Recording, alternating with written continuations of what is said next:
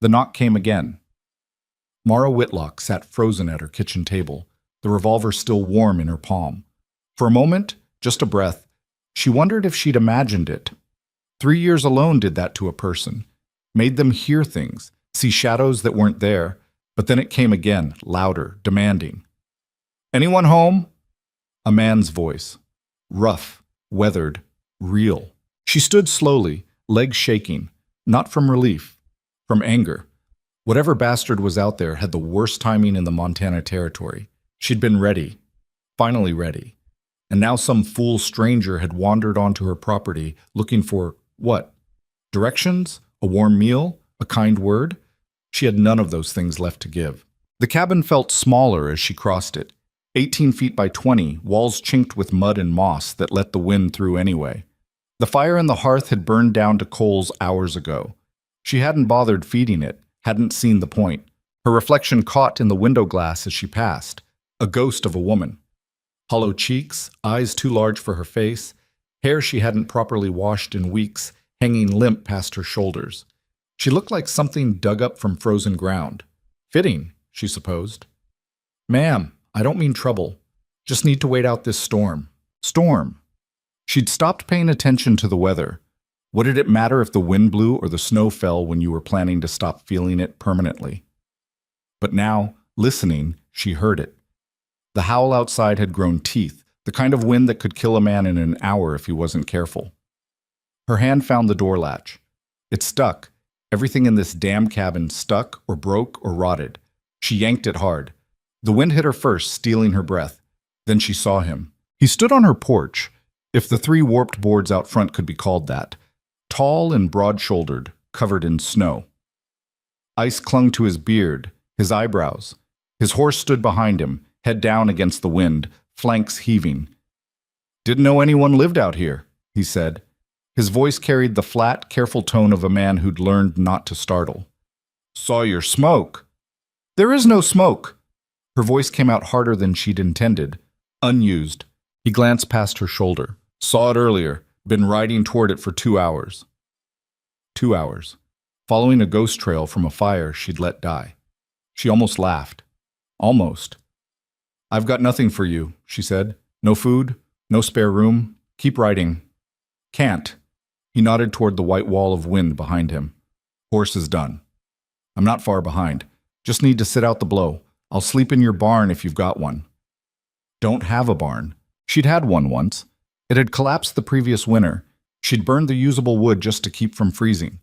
The rest lay scattered across her property like broken ribs. The man absorbed this information with a slight nod.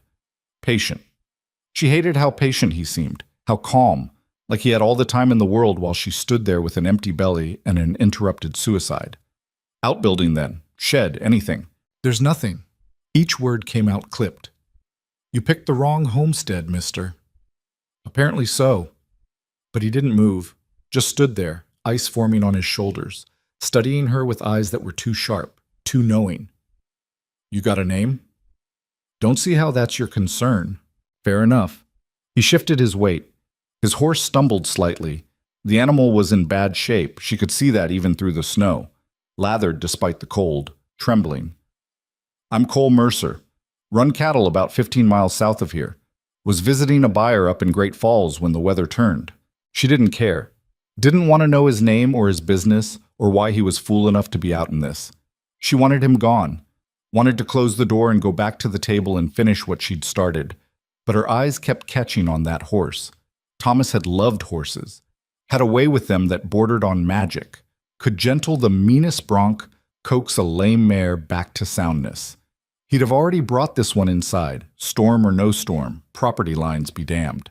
"Your horse won't make another mile," she heard herself say. "I know it. She'll die if you leave her out here." "I know that too." The wind gusted between them, hard enough to make Mara grab the door frame. When it passed, Cole Mercer was still standing there, waiting. Not begging, not demanding, just waiting with the terrible patience of someone who'd learned that most things were out of his control. She'd had that patience once, before the land took it, before the loneliness scraped her down to nothing but sharp edges and surrender. "There's room by the fire," she said finally. "For the horse. Not much, but it's warm. You can sleep against the wall." Something shifted in his expression. Not quite relief. More like acknowledgement. "That's generous." "It's not generous, it's practical. Can't have a dead horse on my property. Wolves will come." "Yes, ma'am." She stepped back, opening the door wider. He moved quickly then, efficiently, leading the horse up those creaking porch boards and through the door. The animal balked at the threshold. They usually did. Horses had more sense than people about where they belonged. But Cole made a low sound in his throat and she settled, following him inside. The cabin shrank further with both of them and a half-ton horse crowding it. Mara pressed herself against the far wall, suddenly aware of how she must look, how the place must look. The table with her father's revolver still lying on it. The shelves empty except for one tin of beans she'd been saving. For what? She didn't know. Tomorrow, maybe. Or the day after. Before she'd decided there wouldn't be any more days. Cole didn't comment. He led the mare straight to the hearth, where the last of the coals still gave off some heat. Then he started stripping off his outer layers, coat, scarf, gloves, moving with the economical grace of someone used to hard work. "Got any feed?" he asked. "I can pay." No feed. She hadn't kept animals in over a year, couldn't afford to feed them, could barely feed herself. "Water then?" She nodded toward the bucket by the door. Ice had formed on the surface. He broke through it with his bare hand, filled her only pot, and set it near the fire to warm. The horse lowered her head and drank noisily, desperately. Mara watched from her corner, arms wrapped around herself. The cabin felt different with someone else in it. Smaller, but somehow less suffocating. The silence didn't press quite as hard when it had to work around another person's breathing. "How long have you been here?" Cole asked, not looking at her. He was running his hands over the mare's legs, checking for injuries. 3 years, give or take." "Alone?" The question landed like a blow. She almost told him it was none of his business, almost told him to shut his mouth and keep his observations to himself. But something in the way he asked, flat, factual, without pity, made her answer honest. "My husband died 3 years ago. I'm sorry." "Don't be. You didn't kill him." That got his attention. He looked up, studying her face. She held his gaze, refusing to look away, refusing to be the one who flinched first. "Accident?" he asked. "Does it matter?" "No, I suppose it doesn't." He went back to checking the horse. Mara stayed against the wall, feeling the cold seep through the logs at her back. The wind rattled the shutters. Something outside, a loose board maybe, or a piece of the old barn, banged rhythmically against something else. "You should feed that fire," Cole said after a while. "Going to be a long night. Don't have much wood left." "How much is not much?" She gestured toward the corner where a pitiful stack of split logs sat. Maybe enough for 3 days if she was careful. Maybe. Cole absorbed this without comment. Then he straightened, dusting off his hands. "I'll get more." "From where?" "I've burned everything that'll burn." "There's always something." He pulled his coat back on. "You got an axe?" "Broken handle." "I'll make do." He was out the door before she could argue, taking the wind and snow with him. The cabin felt emptier in his absence, quieter. Mara moved to the window, watching his dark shape disappear around the side of the house. Fool man. Going to get himself killed over firewood. Going to freeze out there, and she'd have 2 bodies to deal with come morning. Him and his horse. And then what? Dig graves in frozen ground? Drag them into the woods for the wolves? She should have kept the door closed. Should have let him ride past. Should have... The revolver was still on the table. She picked it up, felt its familiar weight. 6 bullets. Her father had believed in being prepared. She'd loaded it that morning with shaking hands, each cartridge a small prayer. Let this work. Let it be fast. Let it finally be over. Now the gun felt different, heavier. Or maybe she felt different. She wasn't sure. Outside, she heard the sound of splitting wood. Not much. Whatever he'd found wasn't proper timber, but the rhythm was steady, determined. She set the revolver in the drawer where it belonged and added the last log to the fire. Cole came back 20 minutes later with an armload of planks that looked suspiciously like they'd come from her collapsed barn. He was covered in fresh snow, his beard now completely white. "Don't say it," he muttered, stacking the wood by the hearth. "I know it's not much. It's something. That it is." He fed several pieces to the fire. The flames caught, grew. Heat began to fill the cabin for the first time in days. Mara felt it on her face, her hands, felt it like a judgment. "When did you last eat?" Cole asked, shrugging out of his coat again. "Don't remember." "That means too long." He went to his saddlebag, pulled out a cloth-wrapped package. "Got some jerky, hardtack, not much, but I don't need your charity." "Didn't say you did. But if you collapse, I'll have to drag you closer to the fire, and I'd rather save my strength." He unwrapped the package, broke off a piece of jerky, and held it out. "Consider it rent for the floor space." She stared at the meat, her stomach cramped just looking at it. When had she last eaten? 2 days ago? 3? That tin of beans sat on the shelf like a taunt. She'd been saving it. For what? For after she was dead? Her hand moved before her brain could catch up, taking the jerky. She bit into it and nearly cried at the taste, salt and smoke and something that was almost pepper. She chewed slowly, making it last, while Cole settled himself against the wall with his own piece. They ate in silence. The horse dozed by the fire. The wind howled. The cabin creaked and groaned like it might fly apart, but it held. It always held somehow. "What happened to your husband?" Cole asked after a while. Not pressing, just filling space. Mara swallowed. "Logging accident. Tree fell wrong. Crushed him." "Quick?" "No." Cole nodded slowly. Didn't offer empty comfort. Didn't say Thomas was in a better place or that time would heal. Just nodded like he understood that some things didn't get better. They just got further away. "You got family?" he asked. "Someone who could had family back in Ohio. Haven't heard from them in 2 years." She pulled her knees up, wrapped her arms around them. "They didn't approve of Thomas. Didn't approve of coming west. When he died, I wrote them. Told them I needed help. Never got an answer. So you've been out here alone 3 years. No help, no supplies. I manage." "This isn't managing." His voice held no judgment, just fact. "This is dying slow." The words hung there, true and terrible. Mara felt her throat tighten, felt that familiar pressure behind her eyes that meant tears were coming. She couldn't remember the last time she'd cried. Months, maybe. "You ran out of tears after a while. Ran out of everything soft until only the hard parts remained." "Why do you care?" she asked, voice rough. "You don't know me. Don't owe me anything." Cole was quiet for a long moment. Then, "Had a wife once. Back in Texas. She got sick. Some kind of fever. Took her in 3 days." He stared at the fire. "Afterward, everyone wanted to help, bring food, offer comfort. But all I wanted was for them to leave me alone. Let me figure out how to keep breathing without her." "Did you? Figure it out?" "Eventually. Took a few years. Took moving up here where nobody knew me or her. Started over with nothing but a handful of cattle and a plot of land that barely grew grass." He met her eyes. "So I recognized the look. The one you've got. The one that says you're done fighting." Mara's jaw tightened. "You don't know anything about me.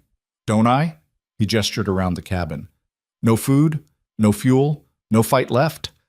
That revolver on the table wasn't there for wolves, was it?" Her breath caught. Heat flooded her face, shame and anger mixed together. "Get out." "Can't. Storm's not done." "I don't care. Take your horse and your opinions and get the hell off my property." "No." The word was soft but immovable. "You let me in. That means you've still got something in you that wants to keep going. Otherwise you'd have let me freeze. Maybe I'm just too weak to watch something die. That's not weakness. That's human." The tears came then, hot and furious. She turned her face away, hating him for seeing, hating herself for breaking. 3 years she'd held it together. 3 years of silence and survival, and slowly accepting that this was all there was. And now this stranger, this Cole Mercer, with his patient eyes and his dead wife, and his unwanted understanding, had cracked something open in her chest. "I'm tired," she whispered. "I'm so tired of being here." "I know. I don't want to do this anymore." "I know that too." "Then why won't you just leave me alone?" Cole stood, moved to the fire, added another piece of wood. The flames jumped higher. "Because someone should have stayed with me. After Mary died. Someone should have sat in my house and refused to leave until I remembered I was still alive. but nobody did. Everyone was too polite, too respectful of my grief. He turned to look at her. I'm not that polite. Outside, the storm reached a crescendo. The walls shook, the shutters banged, and inside in the firelight, Mara Whitlock sat with her knees pulled to her chest and cried for the first time in a year. Cole didn't try to comfort her, didn't offer words or touch, just sat against his wall while she sat against hers, the fire burning between them, the horse sleeping, the night pressing in from all sides. After a while, when the tears had run dry and her chest felt hollow but clean, Mara spoke. The tin on the shelf. It's beans. We could heat them, share them. That'd be good. She retrieved the tin, used her knife to pry it open. The beans inside were plain, unseasoned, but they smelled like something that could sustain life. She set the tin near the fire to warm. I've got salt, Cole offered, producing a small pouch from his pack, and a bit of bacon grease. Makes most things edible. They prepared the meal together in silence, him adding his supplies, her stirring with a bent spoon. The domesticity of it felt strange, foreign. She couldn't remember the last time she'd shared a meal with another person, couldn't remember the last time eating felt like something other than a chore. When the beans were warm, they ate straight from the tin, passing it back and forth. It wasn't much. Wouldn't fill either of them properly. But it was something. A small act of survival instead of surrender. Your roof's got a leak, Cole said, pointing to a dark stain on the ceiling. There, near the chimney. I know. I could fix it, tomorrow, if the storm breaks. You don't have to do that. Didn't say I had to, said I could. He scraped the last of the beans from the tin. Got nothing else planned, may as well make myself useful. Mara wanted to refuse, wanted to tell him she didn't need his help, didn't want his pity, but the words stuck in her throat because they'd be a lie. She did need help, had needed it for months, maybe years. Okay, she said quietly, if the storm breaks. They settled in for the night, Cole against his wall, Mara on the bed she'd shared with Thomas and hadn't been able to bring herself to move from. The horse slept standing, hip cocked, completely at ease now that she was warm and fed. The fire burned low, the wind howled, and for the first time in longer than she could remember, Mara Whitlock fell asleep to the sound of another person breathing. When she woke, gray dawn light was seeping through the shutters. The storm had passed, leaving behind that particular silence that comes after violence. No wind, no howling, just stillness. Cole was already awake, crouched by the fire, coaxing it back to life with the last of the wood he'd scavenged. His horse stood nearby, looking better than she had the night before. Rested. Morning, he said without turning around. Mara sat up slowly. Her body ached, from hunger, from cold, from sleeping in the same position for too many hours. Morning? I'll get started on that roof after I check the chimney. Looks like you've got some blockage. That's why your fire doesn't draw proper. He said it casually, like it was the most natural thing in the world to wake up in a stranger's cabin and start making repairs. Mara watched him work, this man who'd appeared out of nowhere and refused to let her die alone. Why are you doing this? She asked. Cole glanced back at her. Told you, got nothing else planned. That's not an answer. He was quiet for a moment, considering. Then, maybe I'm tired of watching people give up. Maybe I figure if I can help one person keep going, it balances out all the times I wanted to quit myself. He shrugged. Or maybe I just hate a leaky roof. Despite everything, Mara felt something almost like a smile tug at her mouth. You're a strange man, Cole Mercer. Been called worse. He stood, dusting off his hands. Outside, the snow lay thick and pristine, glittering in the weak sunlight. Beautiful and deadly in equal measure. That was Montana. That was the frontier. It gave you nothing and took everything, and you either learned to love it anyway, or it buried you. Mara had been ready to let it bury her. But now, watching Cole gather tools from his pack with quiet competence, feeling the warmth of the fire he'd built, tasting the memory of shared beans on her tongue, now she wasn't quite so sure. There's more wood out back, she heard herself say. From the barn. If you want to dig it out. Cole looked at her, really looked, and something passed between them. Understanding, maybe, or recognition. Two people who'd walked right up to the edge and somehow stepped back. I'll get it, he said. After the roof. And just like that, the day began. Not with surrender, not with silence, but with the sound of a hammer on shingles and a man who'd refused to ride past, and a woman who'd answered the door when it would have been easier, so much easier, to let the knocking fade into the wind. Outside, the Montana winter held fast. But inside that small cabin, something had shifted. Something fragile and fierce. Something that might, if they were careful, if they were brave, grow into something worth surviving for. The gun stayed in the drawer. The door stayed open. And Mara Whitlock, who'd been ready to end her story, found herself wondering for the first time in 3 years what the next chapter might hold. The sound of Cole's hammer against the roof became a rhythm Mara hadn't realized she'd been missing. Steady.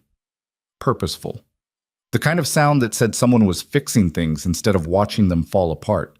She stood at the stove, if the rusted iron box could still be called that, trying to make something resembling coffee from ground she'd already used twice.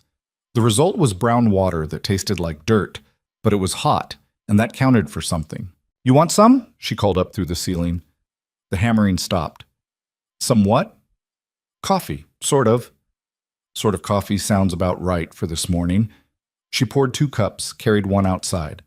The cold hit her like a fist. She'd gotten soft in that one night of warmth, forgotten how the Montana air could strip the breath right out of your lungs. Cole sat astride the roof peak, his coat off despite the temperature, sweat darkening his shirt. "You'll freeze," she said, holding up the cup. "Not while I'm working." But he climbed down anyway, taking the cup with hands that were red and split at the knuckles. He drank without comment on the taste, which she appreciated. They stood there in the yard, if the trampled snow around her cabin could be called that, drinking bad coffee while his horse nosed around looking for grass that wasn't there. The sky had cleared to that hard blue that meant more cold coming. No clouds, no mercy. "How long you been out here doing this alone?" Cole asked, nodding toward the cabin. "Told you, 3 years. I mean the repairs, the work, all of it." Mara looked at the sagging porch, the broken shutters, the gaps in the chinking she'd tried to fill with mud that just froze and fell out again. "Since Thomas died. He was the one who knew how to build things, fix things. I just tried to keep it all from collapsing." "You did better than most would." "That's a kind lie." "It's not a lie." Cole gestured at the cabin. "Place is still standing. That's more than can be said for half the homesteads out here. I've seen whole families give up and leave with less reason than you had. Maybe they were smarter than me. Or maybe they just had somewhere to go back to." The truth of that settled between them. Mara had nowhere to go back to, no family who wanted her, no home except this failing cabin on land that fought her every day. Sometimes the only thing keeping you in hell was knowing heaven's door was locked. "I found the problem with your chimney," Cole said, finishing his coffee. "Bird's nest. Old one, but it's blocking the flue. That's why your fires don't draw right. Smoke's got nowhere to go." "Can you fix it?" "Already did. Pulled it out before I started on the roof." He handed back the cup. "You should have better heat now. Won't solve all your problems, but it'll help." Mara took the cup, their fingers brushing for a moment. His were warm despite the cold, calloused from work. She pulled back quickly, uncomfortable with the contact. 3 years without touching another person did something to you, made you forget how. "I should get back to it," Cole said. "Want to finish before the next storm rolls in." "When do you think that'll be?" He studied the sky with the practiced eye of someone who'd learned to read weather or die. "Tomorrow. Maybe tonight, if we're unlucky." "Then you should go. Get back to your ranch before it hits. Roof's not done. It's held this long. It'll hold longer." Cole looked at her, that same patient, knowing look from the night before. "Will it? Will you?" The question landed harder than it should have. Mara felt her jaw tighten. "I'm not your responsibility." "Didn't say you were, but I'm not riding out of here knowing you're going to freeze to death the next time the wind blows. That's not your choice to make." "No," he agreed. "But it's my choice whether to help while I'm here, and I choose to help." He turned and climbed back up to the roof before she could argue. The hammering resumed, steady and relentless. Mara stood there holding 2 empty cups, feeling something like anger and something like gratitude fighting in her chest. She went back inside, washed the cups with water she had to break ice to get, and tried to figure out what the hell she was supposed to do now. The plan had been simple. Wait for the worst of winter, use her father's revolver, Let the cold preserve her until spring when some passing traveler might find her. Clean, efficient, no more struggling. But Cole had disrupted that. Had walked in with his dying horse and his quiet competence and his refusal to pretend everything was fine. And now she couldn't quite find her way back to that dark, certain place she'd been before he knocked. The morning wore on. Cole worked on the roof while Mara tried to make herself useful inside. She swept floors that didn't need sweeping, organized shelves that held nothing to organize, avoided looking at the drawer where the revolver waited. Around noon, Cole came down and went to work on the barnwood, digging through snow to find pieces that were still usable. Mara watched from the window as he split what he could, stacked what he couldn't. His horse followed him around like a dog, nuzzling his shoulder when he paused. "You're spoiling her," Mara called out. Cole looked up, almost smiled. "She earned it, carried me through that storm when most horses would have quit. What's her name?" "Don't have one. Never got around to it." "That's cruel. Everything deserves a name." "You want to name her? Go ahead." Mara stepped out onto the porch, studying the mare. She was a good animal, quarter horse build, sturdy, with a white blaze down her face that caught the light. "Grace," she said finally. Cole considered this. "Grace. All right, suits her. She got you here when she shouldn't have been able to. That's grace if I ever saw it." "I suppose it is." They worked in a strange, unplanned tandem after that, Cole fixing what was broken outside while Mara tried to bring some order to the inside. It wasn't conversation exactly, more like two people existing in the same space without fighting about it. After 3 years of silence, even that felt like a kind of miracle. By mid-afternoon, the roof was done and Cole had moved on to the porch, replacing boards that had rotted through. Mara brought out the last of the jerky and the hardtack, divided it evenly. "This is your food," she said. "You should take more." "We're splitting it even, or I don't eat." "That's stupid." "Maybe, but that's how it is." They ate sitting on the porch steps, watching the sun slide lower. The temperature was dropping fast. Mara could feel it in her bones. Tonight would be bitter. The kind of cold that found every crack and gap and exploited it. "Tell me about your ranch," she said, surprising herself. Cole chewed thoughtfully. "Not much to tell. Got about 100 head of cattle. Good grazing land when the weather cooperates. Small cabin, bigger than this, but not by much. Barn that doesn't leak. Couple of hands I hire on during calving season. Sounds lonely." "It is. But I chose it that way." He brushed crumbs from his hands. "After Mary died, I couldn't stand being around people. Everyone looking at me like I was broken. Everyone trying to fix me. So I came north, bought land nobody wanted, and built something where I didn't have to explain myself to anyone." "Does it work, being alone like that?" "Sometimes. Other times, it's just quiet enough to hear all the things you're trying not to think about." He glanced at her. "I'm guessing you know something about that." Mara did. The silence in this cabin had been deafening some days. She'd talked to herself just to hear a human voice, had conversations with Thomas's ghost until she realized she was going mad. "I used to think the quiet would be peaceful," she said, "after Ohio. After all the noise of family and town and people always in your business. I thought out here, with just Thomas and me, it would be better." "Was it?" "For a while. When he was alive. We had plans. Going to build a real house.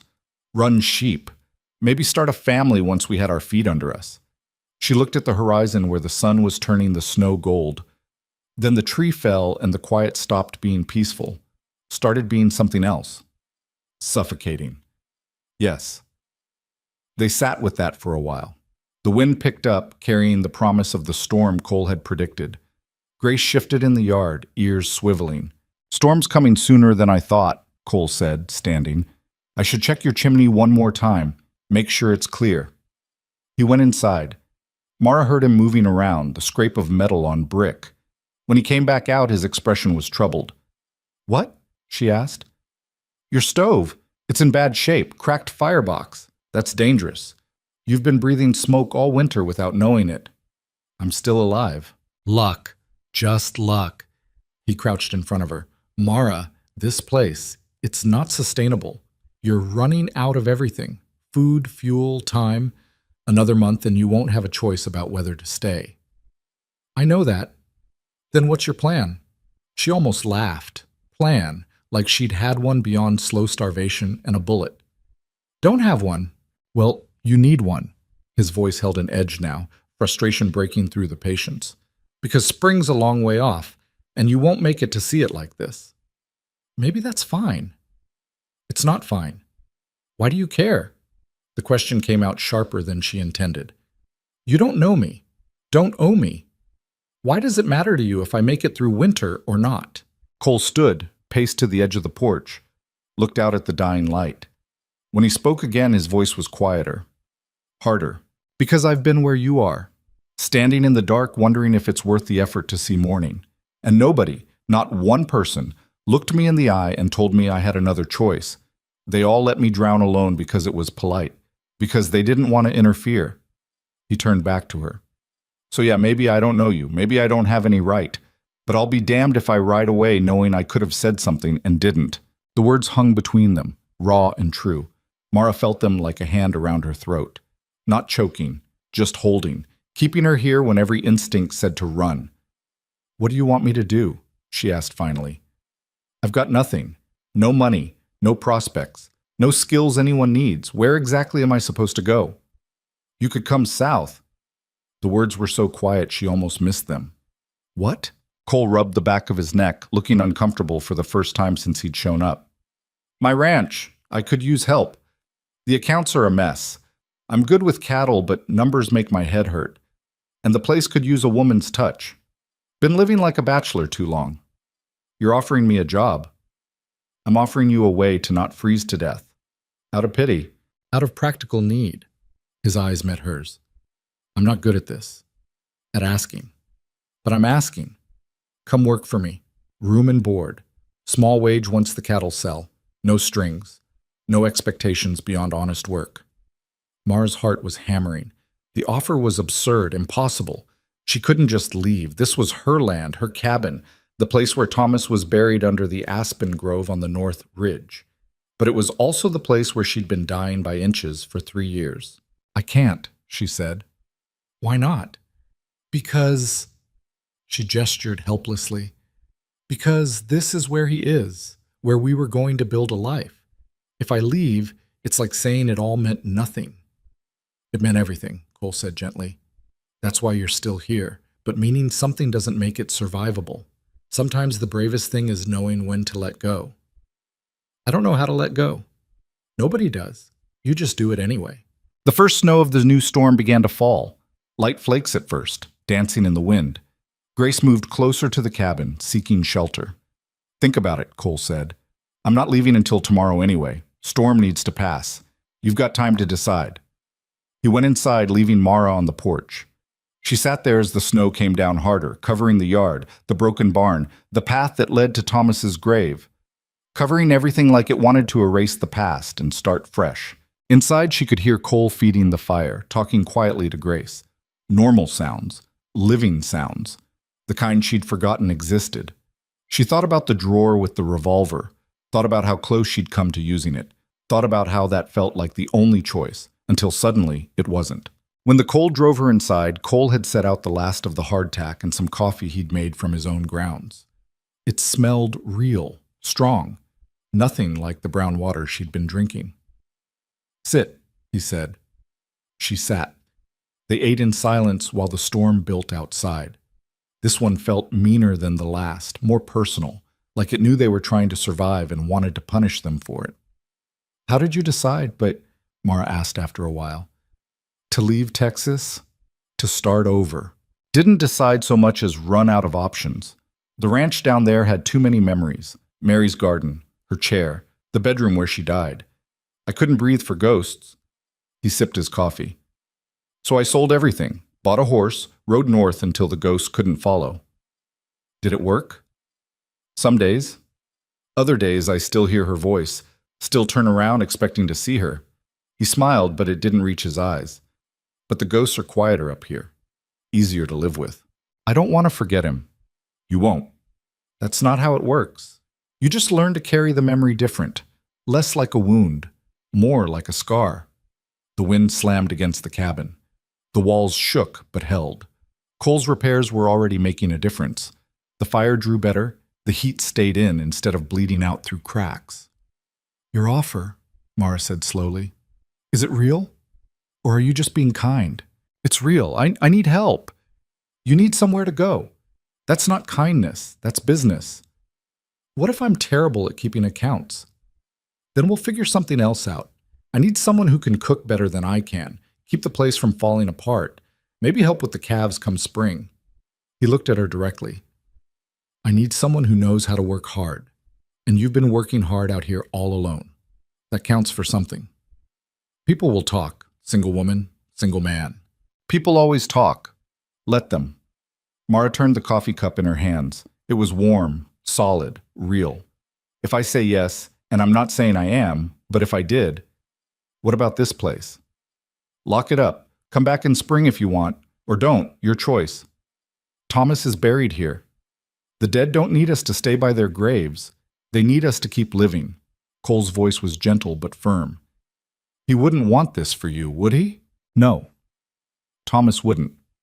He'd been the practical one, the planner. He'd have told her to save herself, stop being stubborn, accept help when it was offered. But accepting help meant admitting she couldn't do it alone, meant admitting she'd failed. I don't know if I can, she whispered. Can what? Leave. Start over. Trust that it won't all fall apart again. It might fall apart. That's the risk. But staying here guarantees it. Cole leaned forward. Listen, I'm not asking you to trust me. I'm asking you to trust yourself. You survived 3 years out here alone. That takes strength most people don't have. Use that strength to survive differently. The fire crackled.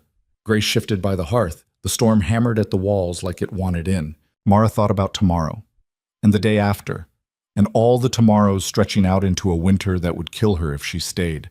She thought about the revolver in the drawer and how easy it would be, how clean. But she also thought about Cole's offer, about a ranch with cattle and accounts that needed keeping, about waking up to sounds other than silence, about the possibility, remote and terrifying, that there might be something worth living for beyond mere survival. I need time, she said.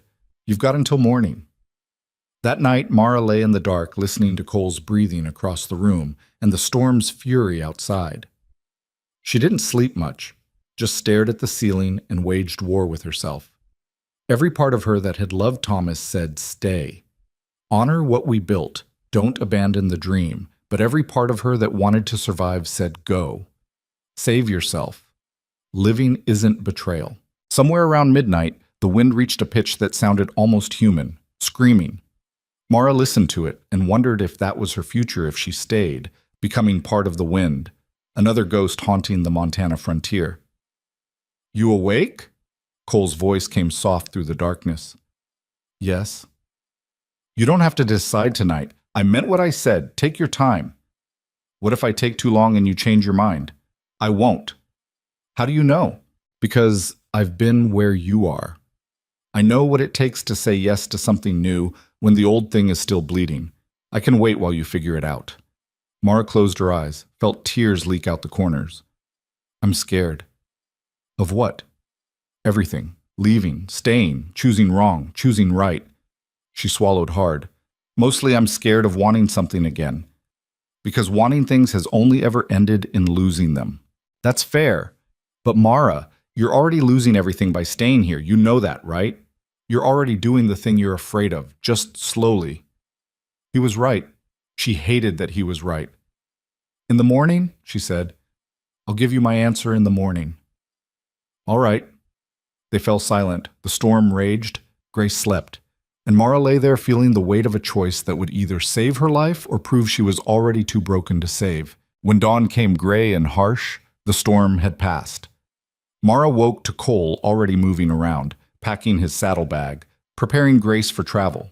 He moved quietly, trying not to wake her, but she sat up anyway. Morning, he said. Morning.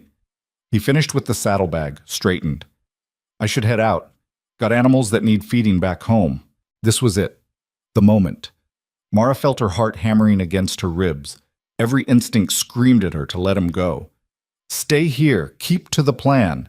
The revolver was still in the drawer. It would be easy, but easy wasn't the same as right. She stood, crossed to the window, looked out at the snow-covered land that had taken everything from her. Thomas's grave was out there somewhere under the white. His dreams, their future, all of it buried and frozen and gone. "If I go with you," she said without turning around, "I want to come back in spring, to visit, put flowers on the grave." Cole was quiet for a moment, then, "Of course. And I keep my own space, my own room. This is business, not anything else." "Agreed. And if it doesn't work out, if I can't do it, I can leave. No questions." "You can leave whenever you want." Mara turned to face him. He stood by the door, patient as ever, Grace's reins in his hand, waiting, not pushing, just offering. "Okay," she whispered. "Okay, what?" "Okay, I'll come. I'll work for you. Try it for the winter." The words felt like jumping off a cliff. "If you'll still have me." Something shifted in Cole's expression. Relief, maybe, or satisfaction at having pushed through her walls. "I'll still have you." "Then give me an hour, to pack, to say goodbye." He nodded, led Grace outside. Mara stood in the empty cabin and tried to figure out how you packed up 3 years of grief and failure. What did you take? What did you leave behind? In the end, she took practical things. Clothes, her mother's quilt, Thomas's pocket watch because she couldn't bear to leave it, the photograph of them on their wedding day, young and stupid and full of hope. The revolver stayed in the drawer. She packed it all in a canvas bag that had seen better days, then walked out to Thomas's grave. The snow was deep. She sank to her knees with each step, but she made it to the aspen grove where they'd buried him. The marker was simple. Just a wooden cross she'd carved herself, his name and the dates barely visible under the ice. "I'm leaving," she said out loud. Felt foolish, kept talking anyway. "Going to work a ranch down south, just for the winter, just to survive." The wind moved through the bare aspens. No answer came because dead men don't answer. They just stay in the ground and let the living figure things out alone. "I love you," she said. "That doesn't change. But I can't stay here and die for you. You wouldn't want that." She stood there a while longer, cold seeping through her boots, her skirt. Then she turned and walked back to the cabin where Cole waited with Grace. "Ready?" he asked. "No, but I'm going anyway." He helped her up onto Grace. The mare was broad enough for two if they were careful. Mara settled behind him, the canvas bag strapped across her back, her arms around his waist for balance. "You all right?" Cole asked. "Ask me when we get there." He nudged Grace forward. The horse moved steady and sure through the snow. Mara looked back once at the cabin that had been her prison and her home, sitting dark against the white land. Then she looked forward, at Cole's back, at the trail ahead, at the possibility of making it through another winter. The sun broke through the clouds as they rode, turning everything to gold. It didn't make the cold less bitter. Didn't erase what she was leaving behind, but it made the choice feel a little less like surrender and a little more like survival. And for now, for this moment, that was enough. The ride south took 4 hours through snow that fought them every step. Grace labored under the double weight, her breath coming in great plumes of steam, but she never faltered. Cole knew the land, cut through draws and followed frozen creek beds where the snow wasn't as deep. Mara held on, her arms locked around his waist, too cold and too numb to think much beyond the rhythm of the horse beneath them. They didn't talk. The wind made conversation impossible anyway, stealing words before they could form. Mara watched the landscape change as they descended. Fewer aspens, more prairie grass poking through the white, the occasional stand of cottonwoods marking water. The land opened up, became less claustrophobic than the high country where her cabin sat. She tried not to think about what she'd just done, tried not to catalog all the ways this could go wrong. Strange man. Strange place. She didn't know Cole Mercer beyond 2 days of proximity and a handful of conversations that had cracked her open in ways she hadn't wanted. For all she knew, he could be lying about everything. The ranch, the work, his dead wife. But then Grace stumbled slightly and Cole's hand came down to steady Mara's grip, making sure she didn't slide off. And she thought maybe it didn't matter if she knew him. Maybe desperation made its own kind of knowing. When they finally crested a low rise and Cole pulled Grace to a halt, Mara saw it spread below them. The ranch wasn't much. A cabin about twice the size of hers. A barn that looked solid. A few outbuildings scattered across maybe 40 acres of fenced pasture. Cattle dotted the snow, dark shapes against white. clustered near hay Cole must have put out before he left. There it is, Cole said. Not much, but it's home. It's more than I expected. What were you expecting? Honestly? I don't know. Maybe I thought you were lying, that there'd be nothing here. He twisted in the saddle to look at her. I don't lie. About anything. Remember that. There was an edge to his voice that made Mara nod. All right. They rode down the slope. As they got closer, Mara could see the place had been neglected. Not abandoned, but lived in by someone who cared more about function than appearance. The porch sagged on one side. Shutters hung crooked. The whole thing needed paint, though paint was probably the last priority out here. A dog came tearing out from behind the barn, barking fit to wake the dead. Big yellow hound, all legs and enthusiasm. Grace danced sideways, but Cole settled her with a word. That's Bear, he said. Useless as a guard dog, but good company. The dog circled them, tail whipping, as Cole dismounted and helped Mara down. Her legs nearly buckled. 4 hours on horseback after 3 years of barely moving had turned her muscles to water. Cole caught her elbow, steadied her. Easy. Give yourself a minute. She hated needing the help, but took it anyway. The dog pressed against her legs, whining for attention. She ran her hand over his head absently, getting her balance back while Cole led Grace to the barn. The ranch yard was tidier than she'd expected. Firewood stacked neat under a lean-to. Tools hung on pegs just inside the barn door. Even the snow looked organized somehow, shoveled into piles away from the paths. Cole emerged from the barn and gestured toward the cabin. Come on, it's warmer inside. The interior was dim after the brightness of the snow. Mara's eyes adjusted slowly, making out a main room with a stone fireplace, a rough table and chairs. A kitchen area with a real stove, not rusted, not cracked. Shelves lined one wall, actually holding things. Canned goods. Supplies. Evidence of planning ahead instead of just scraping by. I'll get the fire going, Cole said, moving to the hearth where wood was already laid. Your room's through there. He pointed to a door on the left side. Mara crossed to it, pushed it open. A small room, barely big enough for the bed and dresser crammed inside, but it had a window with actual glass and a blanket that looked clean. Looked like it had been waiting for someone. You were pretty sure I'd say yes, she called out. No, but I was hopeful. The fire caught, began to spread. There's water in the basin, towels in the dresser. Take your time settling in. Mara set her canvas bag on the bed, then just stood there feeling lost. This room was bigger than her entire cabin had been at the end. Cleaner, warmer. It felt wrong somehow, like she didn't deserve it. She heard Cole moving around in the main room, the clank of pots, the sound of water being pumped. Normal sounds. Daily sounds. The kind that said life was happening whether you were ready for it or not. When she finally emerged, Cole had coffee brewing and was cutting bacon into a pan. The smell hit her like a memory. Thomas used to make bacon on Sundays, back when they could afford it, back when the world made sense. Sit, Cole said without looking up. Food'll be ready soon. I should help.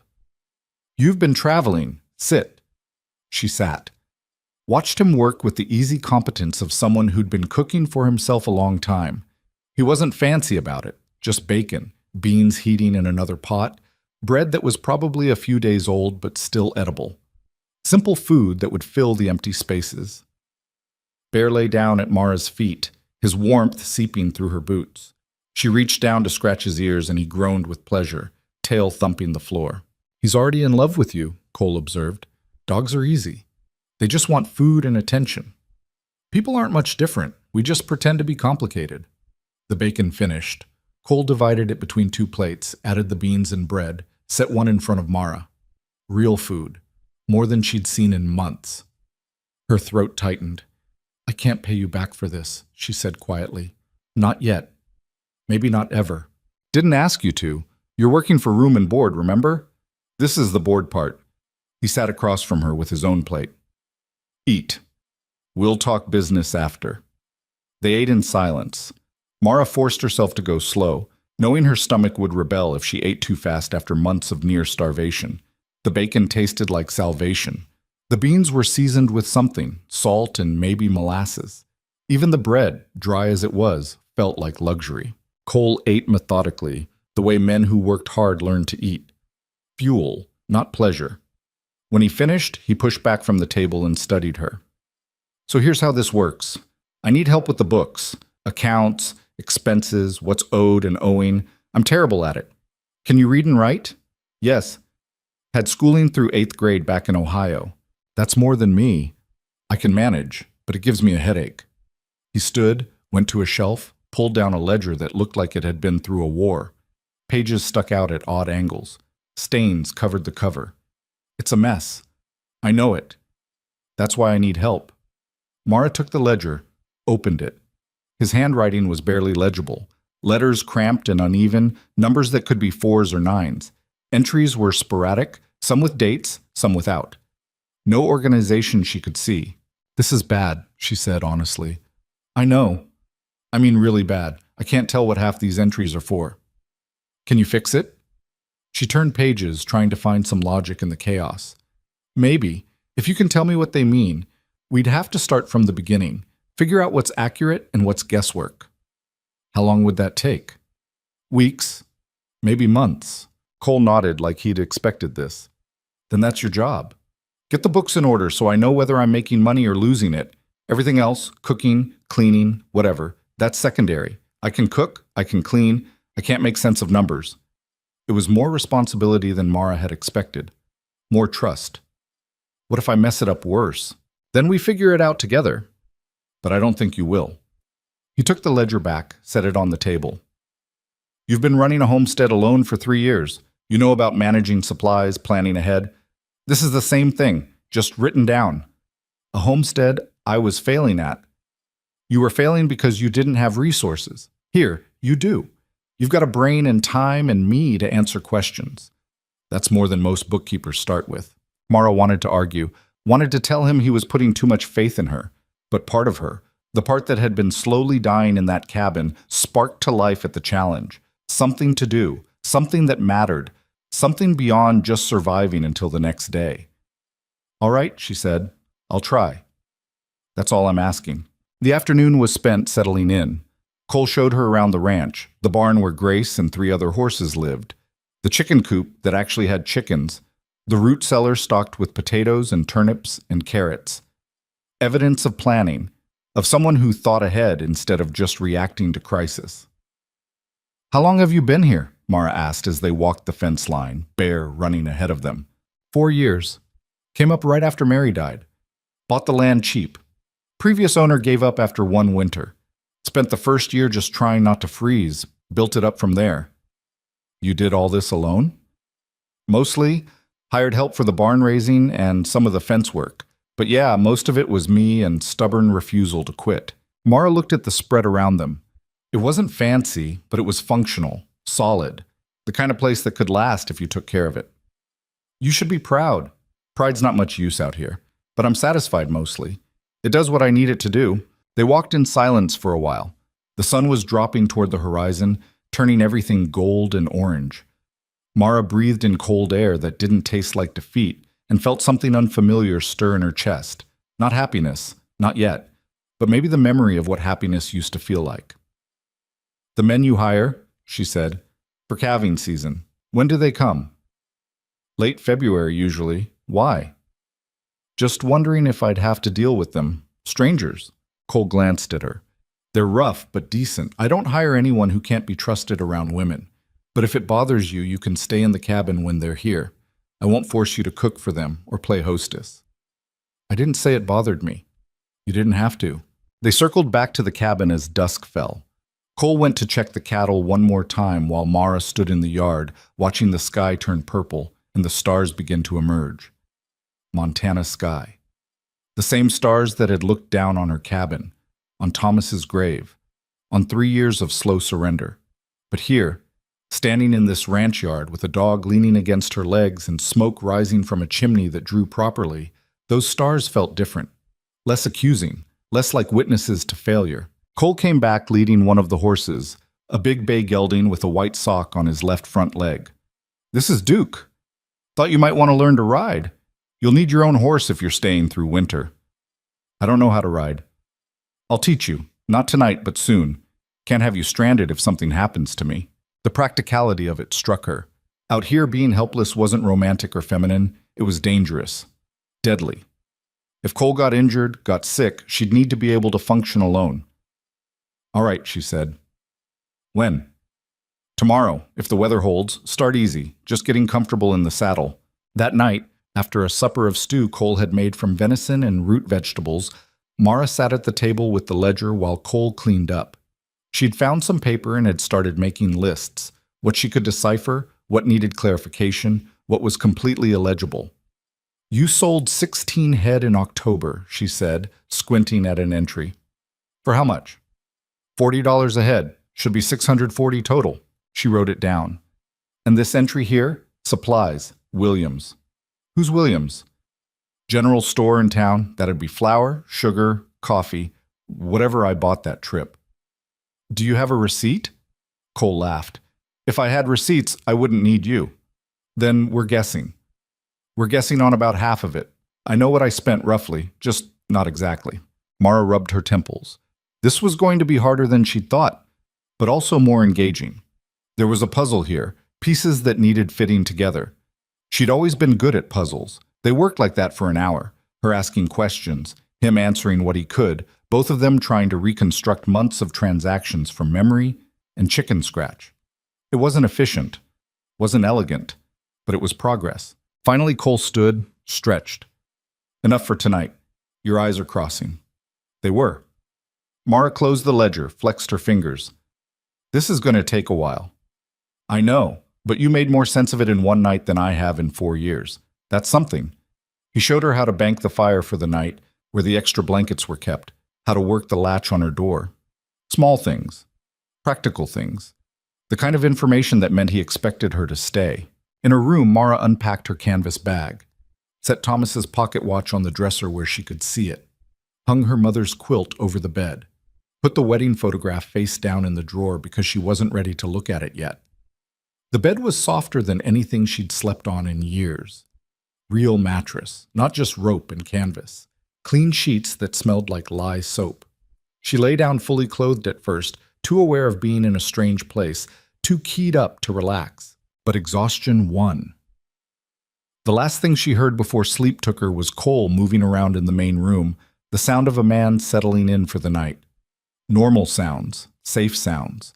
She dreamed of Thomas, but for the first time in months, it wasn't a nightmare, just a memory of him laughing at something she'd said, his face young and unlined. When she woke in the gray dawn, she felt the grief of it, sharp and clean. But underneath was something else, something that might have been relief. The next weeks fell into a pattern. Mara woke before dawn, helped Cole with the morning chores, feeding chickens, checking cattle, hauling water. Then she'd spend hours on the ledger while he worked outside, repairing fence or chopping wood, or doing the 100 tasks that kept a ranch running in winter. They cooked together most nights. Mara wasn't much of a cook. Thomas had handled that when he was alive. But she learned. Cole was patient, showing her how to make biscuits that didn't turn out like rocks, how to season meat so it wasn't bland. He taught her the way someone might teach a sister or a daughter. Straightforward. No judgment when she failed. The riding lessons started slow. Duke was a gentle horse, patient with her fumbling attempts to mount, her death grip on the reins. Cole walked beside them at first, one hand on the bridle, talking her through it. Relax your shoulders. He can feel your tension. Makes him nervous. I am relaxed. You're about as relaxed as a fence post. Breathe. She did. Duke's gait smoothed out. Cole let go of the bridle, stepped back. There, see? You're doing it. By the third week, she could manage a walk around the pasture without Cole's help. It wasn't graceful. She still bounced too much, still grabbed for the saddle horn when Duke broke into a trot. But it was progress. Independence measured in yards instead of miles. The books were coming together too. Slowly, painfully, but coming together. Mara created a new ledger with clean pages, organized by month and category. She tracked sales, expenses, what was owed from buyers who hadn't paid yet. Started to see patterns in Cole's spending, areas where he could save money. You're paying too much for feed, she said one night over supper. Williams is charging you 8 cents a pound. There's a mill in Helena that'll sell for 6. Helena's a 3-day ride. So buy in bulk. Make it worth the trip. She showed him her calculations. You'd save $30 over a season. That's half a cow. Cole studied the numbers, then looked at her with something like admiration. You're good at this. I'm just paying attention. That's more than most people do. It was the closest he'd come to praising her. Mara felt heat rise to her face, looked away. Compliments felt dangerous, made her want things she'd taught herself not to want. But the days kept coming. Christmas passed without ceremony. Neither of them mentioned it. New Year's, too. Just another day to feed animals and check fences and survive. In mid-January, the temperature dropped so hard the water froze in the trough before they could break ice. Cole rigged a fire underneath it, kept it burning all night. They took turns checking it, neither willing to let the cattle go thirsty. Mara found herself on the 2 a.m. watch, standing in the barn with her coat wrapped tight, feeding wood to the flames. Bear sat beside her, his warmth against her leg. Above, the stars were so bright they seemed close enough to touch. She thought about her cabin, wondered if the roof Cole had fixed was holding, wondered if snow had drifted over Thomas's grave, covering it completely, wondered if she should feel guilty for not thinking about it more. Can't sleep? Cole's voice made her jump. He stood in the barn doorway, his own coat half buttoned, hair standing up on one side, just making sure the fire doesn't go out. It's my watch. You should be asleep.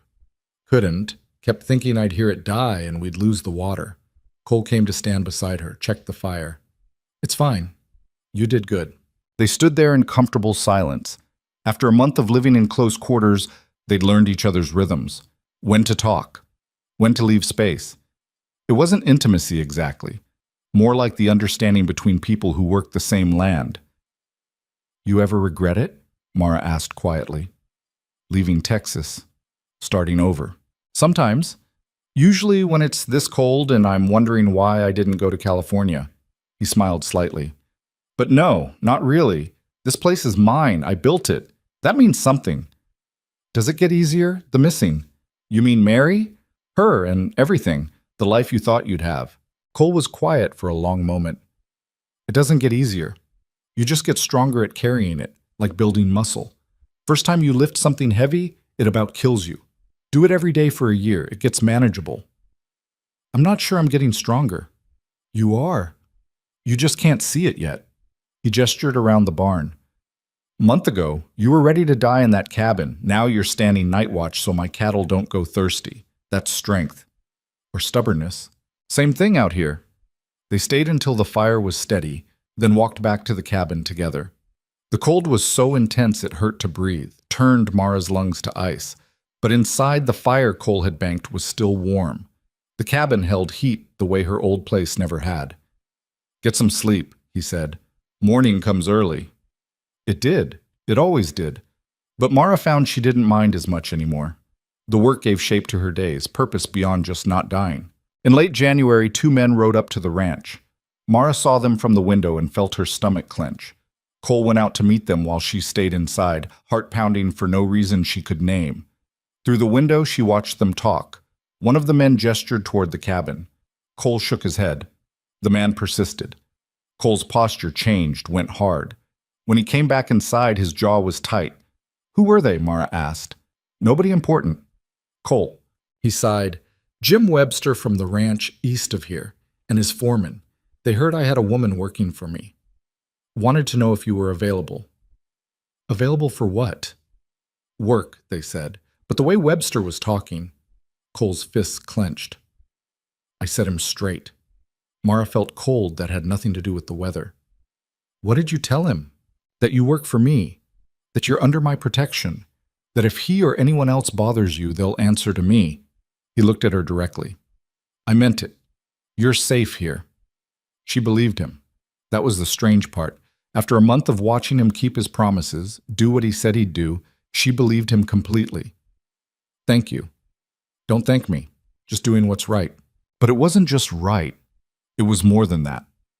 Out here, where women were scarce and men got ideas, having someone willing to stand between her and trouble was everything. That night, over venison stew and biscuits that almost turned out right, Cole was quieter than usual. Mara cleaned up while he sat by the fire, staring into the flames. What's wrong? She asked finally. Nothing. That's a lie. He glanced up, almost smiled. You're getting bold. I'm getting tired of you brooding. If something's bothering you, say it. Cole was silent for a long moment, then, Webster's not wrong about what people will think, single man, single woman, living under the same roof. Let them think what they want. Easy to say, harder when it affects your reputation. Mara sat down across from him. My reputation died with my husband. I stopped caring what people thought when they stopped caring whether I lived or died. Still, it matters. Out here, especially. Why are you bringing this up now? Because spring's coming. Calving season. The hands will be here, and people talk. I don't want... He struggled for words. I don't want you to feel uncomfortable or trapped. If you want to go back to your cabin when the weather breaks, I'll understand. Mara felt something twist in her chest. Fear, maybe, or anger that he was giving her an out when she'd just started to feel steady. Do you want me to leave?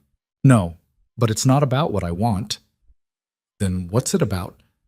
About you having a choice, always having a choice.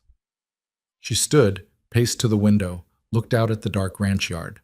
A month ago, she'd had no choices. Just slow death or fast.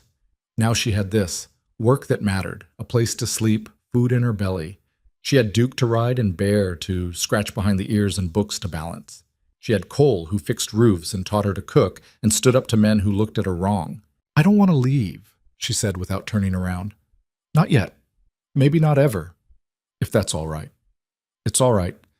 And if people talk, let them. They don't know anything about us. About this. She gestured vaguely. Whatever this is. What is it? Cole asked quietly. Mara turned. He was watching her with those patient, knowing eyes. Waiting, not pushing. I don't know, she admitted, but it's working. That's enough. He nodded slowly. Yeah, it is. They left it there. Undefined. Unnamed. Just two people who'd found a way to survive winter together without tearing each other apart. February came hard. The coldest month, they said. The month that killed more cattle than any other. Cole and Mara worked from before dawn until after dark, breaking ice, hauling hay, checking on cows about to calve. When the first calf came, a heifer born in the barn with both of them watching, Mara felt something she hadn't felt in years. Joy, pure and uncomplicated. The little thing stumbled to its feet, all legs and determination, and she laughed out loud. Cole looked at her surprised.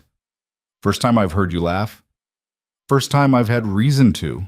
He smiled then, a real smile that reached his eyes and made him look years younger. There'll be more. 20 cows ready to drop. You'll be sick of calves by March. She wasn't. Each birth felt like a small miracle, proof that life kept happening whether you were ready for it or not. She learned to help with difficult births, to clear airways, to get newborns nursing when they were too weak to figure it out on their own. The work was hard, exhausting. Her hands cracked and bled from the cold. Her back ached from lifting and hauling, but it was good work. The kind that left you too tired to think, too focused on the next task to drown in the past. Late one night, after a particularly difficult birth that had taken both of them hours to manage, they sat on the barn floor among the hay, too tired to walk back to the cabin. You did good tonight, Cole said. I just did what you told me. You did more than that. You knew what the calf needed before I said it. That's instinct. Mara looked at the calf sleeping beside its mother, both of them exhausted but alive. Thomas wanted kids. I wasn't ready. Kept saying we needed to get established first. Build the house. Make the homestead work. She swallowed hard. Then he died. And I realized I'd wasted all that time being careful instead of just living. You were being smart. I was being afraid. Afraid of change. Afraid of losing control. And I lost everything anyway.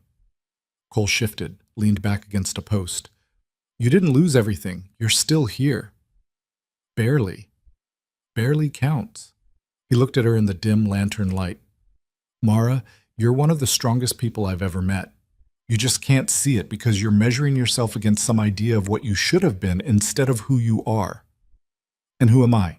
Someone who survives, who learns, who showed up here broken and is slowly putting herself back together. He paused. Someone I'm grateful to know. The words sat between them, heavy with meaning neither of them was ready to name. Mara felt her throat tighten, felt tears threaten. She'd cried more in the past 2 months than in the previous 3 years. Like Cole's presence had cracked open something in her that refused to stay sealed. "We should get back," she said roughly, "before we fall asleep in the hay." "Yeah." They walked to the cabin in silence. The stars were out again, brilliant and cold. Inside, the fire had burned low, but the cabin was still warm. Mara went to her room without another word, closed the door, sat on the bed with her head in her hands. She was falling. She could feel it. Not in love. That was too simple, too clean. But into something, some kind of connection that felt dangerous because it required trust, required believing that things could work out instead of fall apart. In the main room, she heard Cole moving around, settling in for the night. Heard him pause outside her door, his shadow visible under the gap. For a moment, she thought he might knock, might say something that would force them both to acknowledge what was building between them. But he didn't. His shadow moved away. His bedroom door closed. And Mara sat in the dark, feeling the weight of choices not yet made, futures not yet determined, and wondered if wanting something again was bravery or just another way to get your heart broken. Morning came with this kind of cold that made your bones ache. Mara woke to frost on the inside of her window, her breath visible in the gray light. She dressed quickly, layering everything she owned, and emerged to find Cole already up, stoking the fire. "Coffee's on," he said without looking at her. They'd been like this for 3 days now, polite, distant, careful not to let their hands touch when passing things.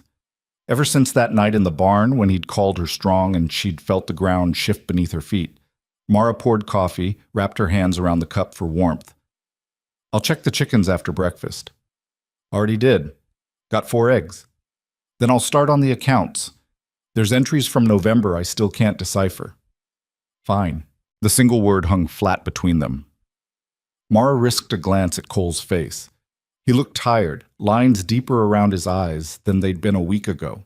She wondered if he was sleeping any better than she was. Bear whined at the door. Cole let him out, stood watching the dog bound through the snow. The sky was lightening to the east, streaks of pink and orange that promised another brutally cold day. "The hands are coming tomorrow," Cole said finally. 2 men, Jack Porter and Sam Chen. "They've worked for me before. They're decent.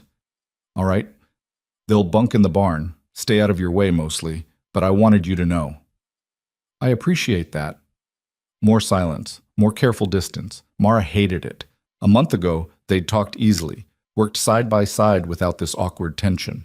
Now every word felt weighted, every look charged with something neither of them wanted to name. She took her coffee to the table, opened the ledger, tried to focus on numbers that swam in front of her eyes. But her mind kept circling back to the question that had kept her awake for nights. What did she want? Not what she should want. Not what was safe or smart or proper. What did Mara Whitlock, widow, survivor, woman who'd stood with a gun to her head 3 months ago, what did she actually want? The answer terrified her. Jack and Sam arrived the next afternoon with the spring thaw riding their heels. The temperature had climbed above freezing for the first time in weeks, turning the snow to slush, the ice to water. Everything dripped and ran and made a mess.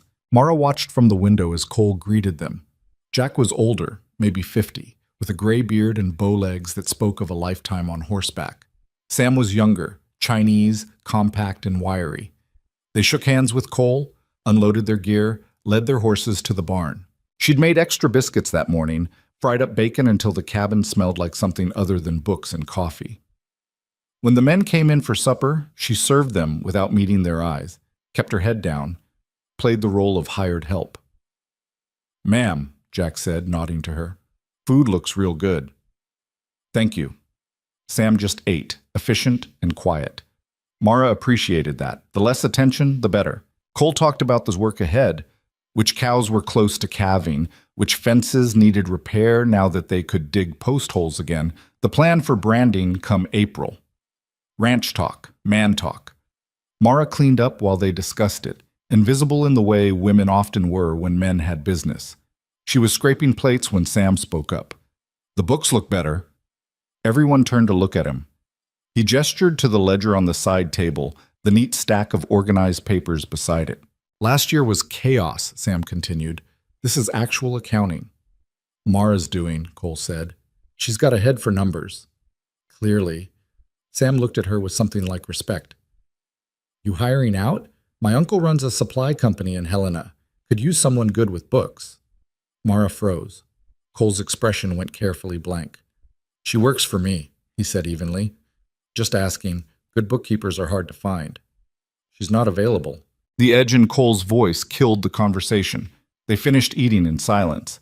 Jack and Sam excused themselves, headed to the barn. Mara kept washing dishes, hands moving automatically while her mind raced. She's not available, said like she belonged to him, like he had a claim. When the door closed behind the men, she turned. I can speak for myself. I know that. Then why didn't you let me? Cole stood, carried his plate to the wash basin. Because Sam's a good worker, but he talks too much. Word gets around that you're looking for other work. Every rancher within 50 miles will be at the door making offers. Would that be so bad? Depends. You want to work for someone like Webster, man who looks at women like they're livestock? No, but that doesn't mean you get to answer for me. You're right. I'm sorry. He ran a hand through his hair, frustrated. I don't want to lose you. The words fell between them like stones in still water. Mara felt her breath catch. Lose me as a bookkeeper, she said carefully. Or lose me. Cole met her eyes, held them. Both. The honesty of it stripped something away. All the careful distance they'd been maintaining, the polite avoidance, it crumbled. Mara set down the plate she'd been washing, dried her hands slowly. Cole, don't. You don't have to say anything. I know it's complicated. I know you're still... He gestured vaguely. I just needed you to know where I stand. And where is that? Somewhere between grateful you're here and terrified you'll leave. He smiled without humor. Somewhere between wanting to give you space and wanting to ask you to stay forever. Forever. The word hung there, impossible and tempting. Mara thought about her cabin sitting empty up north, thought about Thomas's grave under the melting snow, thought about the revolver in the drawer she'd left behind. I don't know if I can do this, she whispered. Do what? Care about someone again. Risk it. I barely survived losing Thomas. She couldn't finish. Cole crossed to her, stopped just close enough that she could feel his warmth. I'm not asking you to risk anything you're not ready for. I'm just asking you to stay. Keep working. Keep being here. The rest, we figure out as we go. What if I can't figure it out? What if I'm too broken? Then you're broken. I'm broken too. Maybe we're broken in ways that fit. He reached out slowly, giving her time to pull away. When she didn't, his hand cupped her face, thumb brushing her cheekbone. The touch was gentle, careful. Nothing like the desperate grab of someone taking, more like someone asking. Mara closed her eyes, leaned into it. 3 years since anyone had touched her with tenderness. 3 years since she'd let anyone close enough to try. I'm scared, she breathed. I know, me too. Of what? You're the strong one. Of screwing this up, of pushing too hard or not hard enough, of waking up one morning and finding you've gone back to that cabin to finish what you started. Her eyes opened. I won't. Promise me. Cole, promise me. Whatever happens between us, whatever we do or don't become, you won't go back to that. To the gun. To giving up. Mara saw the fear in his eyes, raw and real. Saw that he meant it, that this mattered to him in ways that went beyond attraction or convenience or loneliness. I promise, she said. I'm here. I'm staying. For as long as you'll have me. He kissed her then. Soft at first, testing. When she kissed back, it deepened into something that tasted like relief and hunger mixed together. His other hand found her waist, pulled her closer. She went, pressed against him, feeling solid muscle and warmth and the steady beat of his heart. When they finally broke apart, both breathing hard, Cole rested his forehead against hers. We're going to take this slow, he said. Slow. I mean it. No rushing, no assumptions. We figure out what this is before anything. Mara nodded, not trusting her voice. Her whole body felt like it was vibrating, alive in ways she'd forgotten were possible. I should go check the barn, Cole said, not moving. Make sure Jack and Sam are settled. You should. I will. In a minute. They stood there, holding each other, while the fire crackled and Bear scratched at the door to be let back in and the Montana night pressed close around the cabin. The next weeks were a study in restraint. Cole kept his promise. They took it slow, worked side by side during the day, sat together after supper going over accounts or just talking. Sometimes his hand would find hers. Sometimes she'd lean against his shoulder. Small touches. Careful ones. But the restraint was its own kind of torture. Mara found herself watching him work, noticing the line of his shoulders, the way he moved with unconscious grace. Found herself wanting things she'd thought died with Thomas. The hands noticed. Of course they noticed. Jack didn't comment, but his eyes tracked the way Cole looked at Mara when she wasn't watching, the way she smiled when Cole made a rare joke. Sam was more direct.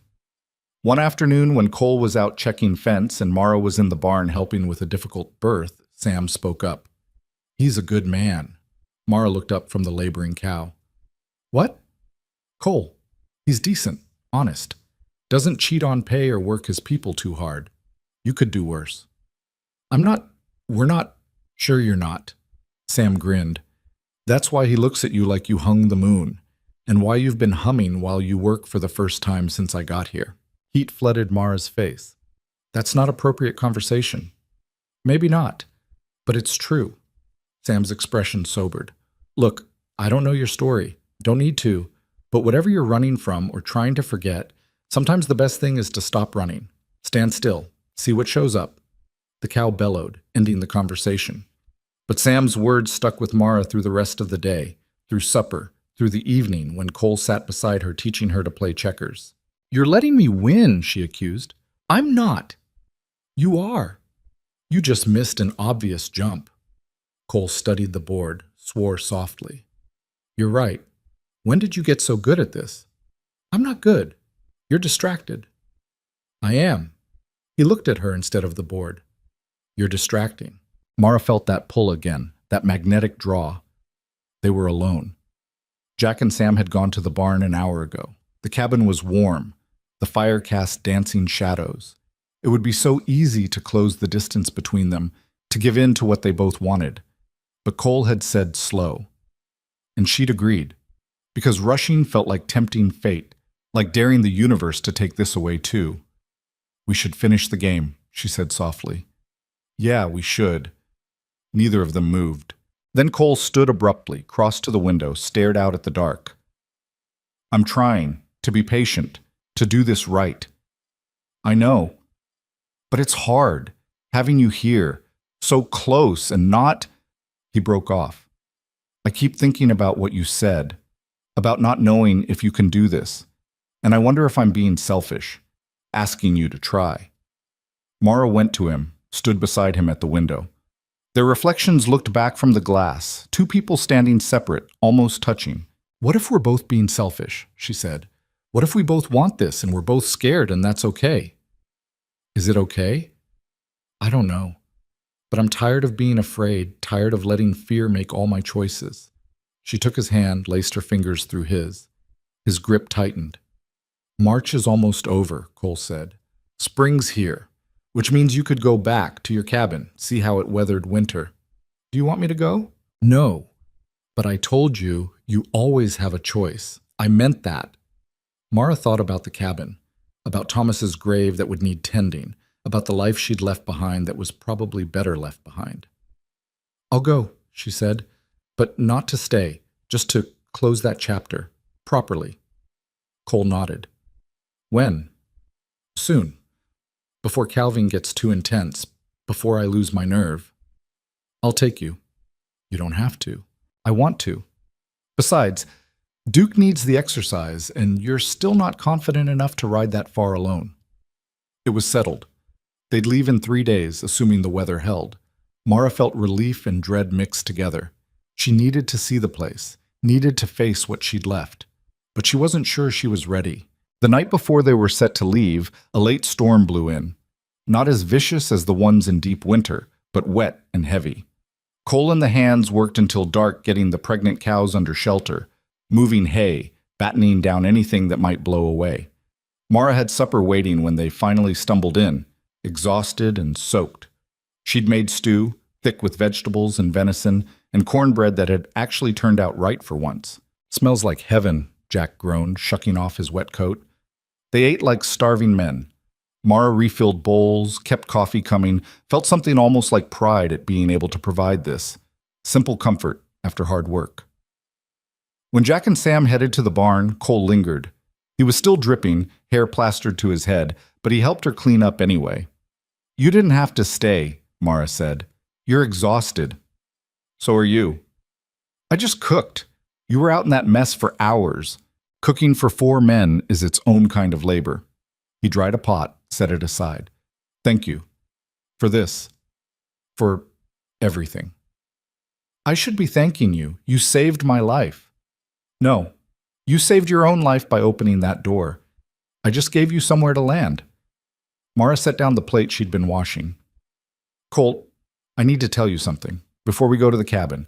Before anything else." "All right." She turned to face him, gathering courage. "That night you showed up. I was going to kill myself. The gun was loaded. I was ready. If you'd been 5 minutes later, I know." "You know?" "I saw the gun on the table, saw your face, saw the way you'd given up on everything, including whether I froze outside your door." He reached for her hand. "I know, Mara. I've always known." "Then why? Why did I push? Why didn't I just leave you alone?"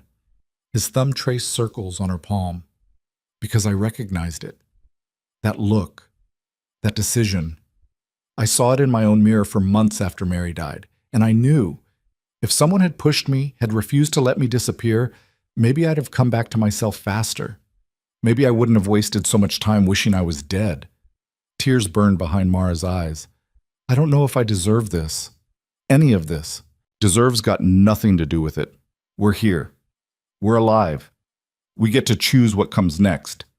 He pulled her close, wrapped his arms around her. "And I choose this. You. Us. Whatever this becomes." Mara buried her face in his chest, felt his heart beating steady and strong, and let herself cry. Not from grief this time. From relief. From the overwhelming weight of being seen, truly seen, and not turned away. They stood like that until the tears stopped, until her breathing evened out. Cole's shirt was soaked from her tears on top of the rain, but he didn't seem to care. "We should sleep," he said finally.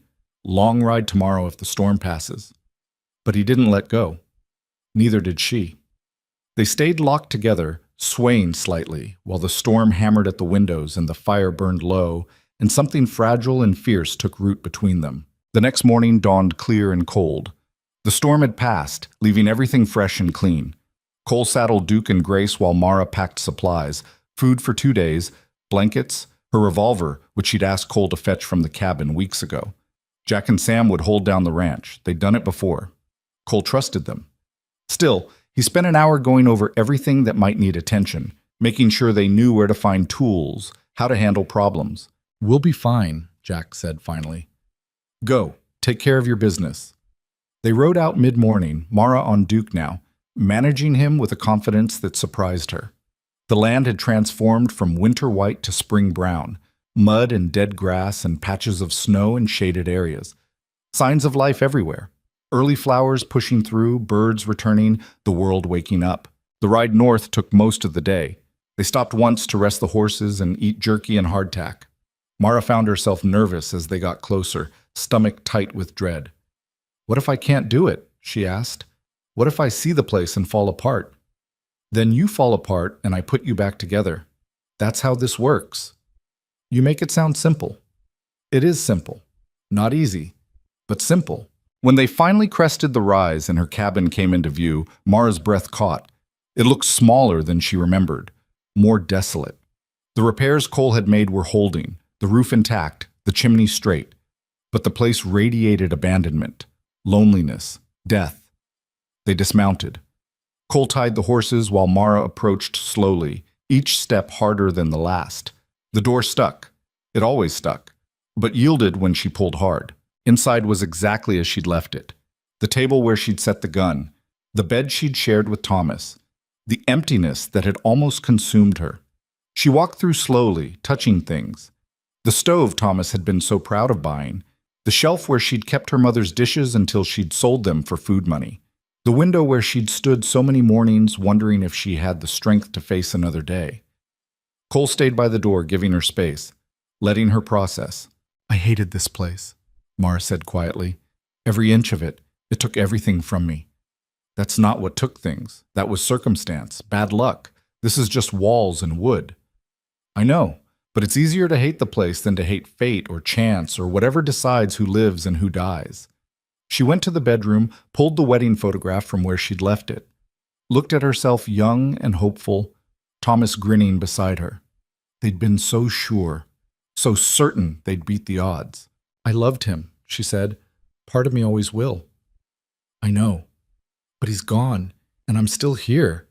And I think, her voice cracked, I think he'd want me to keep going, to find something worth living for. I think so too. Mara set the photograph down, turned to Cole. I don't need to stay. I've seen it. That's enough. You sure? I'm sure. This was my past. I don't want it to be my future. They walked to Thomas's grave together. Mara pulled early wildflowers she'd gathered on the ride, laid them on the snow-patched ground, said a silent goodbye that felt more like permission. Permission to live, to want, to become someone other than Thomas Whitlock's widow. When she stood, Cole was waiting, patient as always, ready to go whenever she was. Thank you, she said, for bringing me here, for not letting me do this alone. You're not alone anymore. Remember that. They rode back as the sun set, painting the sky in shades of orange and purple. Mara felt lighter than she had in years, like she'd set down a burden she didn't know she'd been carrying. When the ranch came into view, lights glowing warm in the windows, she felt something shift in her chest. Coming home. That's what this was. Not going back to somewhere she'd left, but coming home to somewhere she belonged. Cole must have felt it too. He looked at her as they dismounted, smiled that rare smile that transformed his whole face. Welcome home, he said. Home, Mara repeated, testing the word. It fit. Finally, after years of nothing fitting, something did. Inside, Jack had kept the fire going. Sam had started supper. The cabin was warm and smelled like food and felt lived in. Real. Mara hung up her coat, washed her hands, joined Sam at the stove without being asked. They cooked together while Cole and Jack discussed the day's work. Normal ranch evening. Normal life. The kind Mara had thought she'd never have again. Later, after supper and cleanup, after Jack and Sam had gone to the barn, Cole found her on the porch watching the stars. You all right? He asked. Better than all right. I feel free. Does that make sense? Perfect sense. They stood in comfortable silence. Then Mara spoke the words she'd been holding on to all day. I love you. Cole went still. Mara, I know it's fast, I know it's complicated, but it's true. I love you. Not the way I love Thomas. This is different. Harder earned, more deliberate, but it's love. He turned to her, cupped her face in both hands. I love you too. Have for weeks. Maybe since you let me in out of that storm. Maybe since you trusted me enough to leave. What do we do now? Whatever we want, we've got time to figure it out. But time, as it turned out, had other plans. Because the next morning, Mara woke with a clarity she hadn't felt in years. She knew exactly what she wanted, exactly what came next. She found Cole in the barn, checking on a cow in early labor. He looked up when she entered, smiled. Morning. Marry me, she said. His smile froze. What? Marry me. I'm tired of slow, tired of careful. I want this. Want you.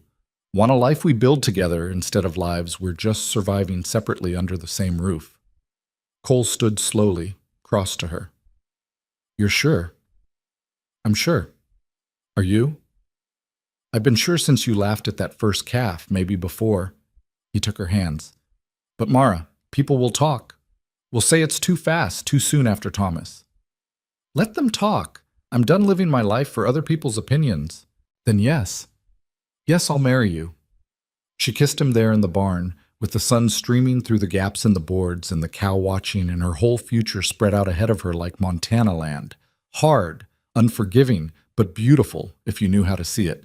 They married on a Thursday in early April with Jack and Sam as witnesses and a circuit judge who happened to be passing through on his way to Helena. No ceremony, no fuss, Just vows spoken in the ranch yard with the cattle watching, and Bear sitting between them like he understood the significance. Mara wore the same dress she'd been married in before. She'd packed it without knowing why. But it hung differently now. Looser in some places, tighter in others. She'd lost weight during the starving months, gained some back doing ranch work. A different body for a different life. The judge was an older man with kind eyes, who didn't ask questions about how fast this was happening or whether it was proper. He just read the words, had them repeat their promises, declared them married under Montana law. "You can kiss your bride," he said to Cole. Cole did, gentle and sure, while Jack whistled and Sam clapped and Bear barked like he approved. When they broke apart, Mara felt tears on her cheeks, but they weren't sad ones, just overflow from feeling too much at once. "Mrs. Mercer," Cole said, testing the name. "Sounds strange." "You'll get used to it." "Will I?" "Eventually." He grinned. "Or you can keep being Mara Whitlock. I don't care what name you use as long as you stay." The judge accepted payment in beef and a hot meal, then rode on toward Helena. Jack and Sam made themselves scarce after supper, retreating to the barn with knowing looks. Mara cleaned up the dishes while Cole banked the fire, both of them suddenly awkward now that they were alone and married and the night stretched ahead. "I can sleep in the other room," Cole said finally, "if you need more time. We're married." "I know, but that doesn't mean I don't expect anything you're not ready for." Mara dried her hands, turned to face him. "I'm ready. I'm terrified, but I'm ready." "That makes two of us." They stood there looking at each other until Mara laughed, a nervous, slightly hysterical sound. "This is ridiculous. We're acting like children. We're acting like people who've both been alone too long and forgot how this works. So what do? I guess we figure it out. Together." Cole crossed to her, took her hand, led her to his room, their room now. The bed was bigger than hers had been. The blankets newer. He'd cleaned earlier, she noticed, swept the floor, made everything as welcoming as a bachelor rancher knew how. What happened next was fumbling and awkward and nothing like the romance novels Mara had read as a girl. They bumped noses, got tangled in clothing. Cole apologized twice and Mara laughed once, and somewhere in the middle of it all, they found each other. Found a rhythm that worked. Found that broken people could still make something whole when they tried. Afterward, lying in the dark with Cole's arm around her, Mara felt the ghost of Thomas brush past. Not accusatory, not sad, just acknowledgement that she'd moved on, that life had continued, that love didn't diminish just because it multiplied. "You all right?" Cole asked quietly. "Yes." "You?" "Better than all right." He pulled her closer. "Thank you." "For what?" "For trusting me. For taking the risk. For all of it." Mara pressed her face into his shoulder, breathed in the smell of him that had become familiar. Soap and leather, and something earthier. Home, she thought. This is what home smells like now. "We're going to fight," she said. "Eventually. Two stubborn people living together, we're going to drive each other mad sometimes." "I know." "And I'm going to have bad days, days where I can't get out of bed because the grief comes back. Where I remember Thomas and feel guilty for being happy." "I know that too. I'll have them too. Missing Mary. Wondering if I'm betraying her memory." "So what do we do when that happens?" Cole was quiet for a moment. "We tell each other. We don't hide it or pretend everything's fine. We just be honest, even when it's hard." "I can do that." "Then we'll be all right." They fell asleep tangled together, and when Mara woke in the gray dawn to find Cole already up and starting the fire, she felt something settle in her chest. Peace, maybe. Or acceptance. The understanding that life didn't have to be perfect to be worth living. The weeks that followed established new patterns. Mara moved her things into Cole's room, though she kept some space for herself. The dresser where she stored her mother's quilt and Thomas's pocket watch. The corner where she worked on the ledgers. Cole made room without being asked, understanding that she needed pieces of herself that weren't defined by being someone's wife. They worked the ranch together with Jack and Sam, learning each other's strengths and weaknesses. Cole was better with the cattle, had instincts Mara couldn't match, but she was better at planning, at seeing 3 steps ahead. Together they made the place more efficient than it had ever been with Cole running it alone. The accounts started showing profit for the first time in years. Mara found places to cut costs without sacrificing quality. negotiated better prices with buyers who thought they could cheat a woman, and learned quickly that Mara Mercer didn't bluff. "You're ruthless," Cole said admiringly after she'd gotten a Helena supplier to drop his prices by 15%. "I'm practical. There's a difference." Not much of one, but he was proud of her. She could see it in the way he watched her work, the way he deferred to her judgment on business matters. It wasn't the kind of marriage where the man made all the decisions and the woman obeyed. It was a partnership. Messy and imperfect, but functional.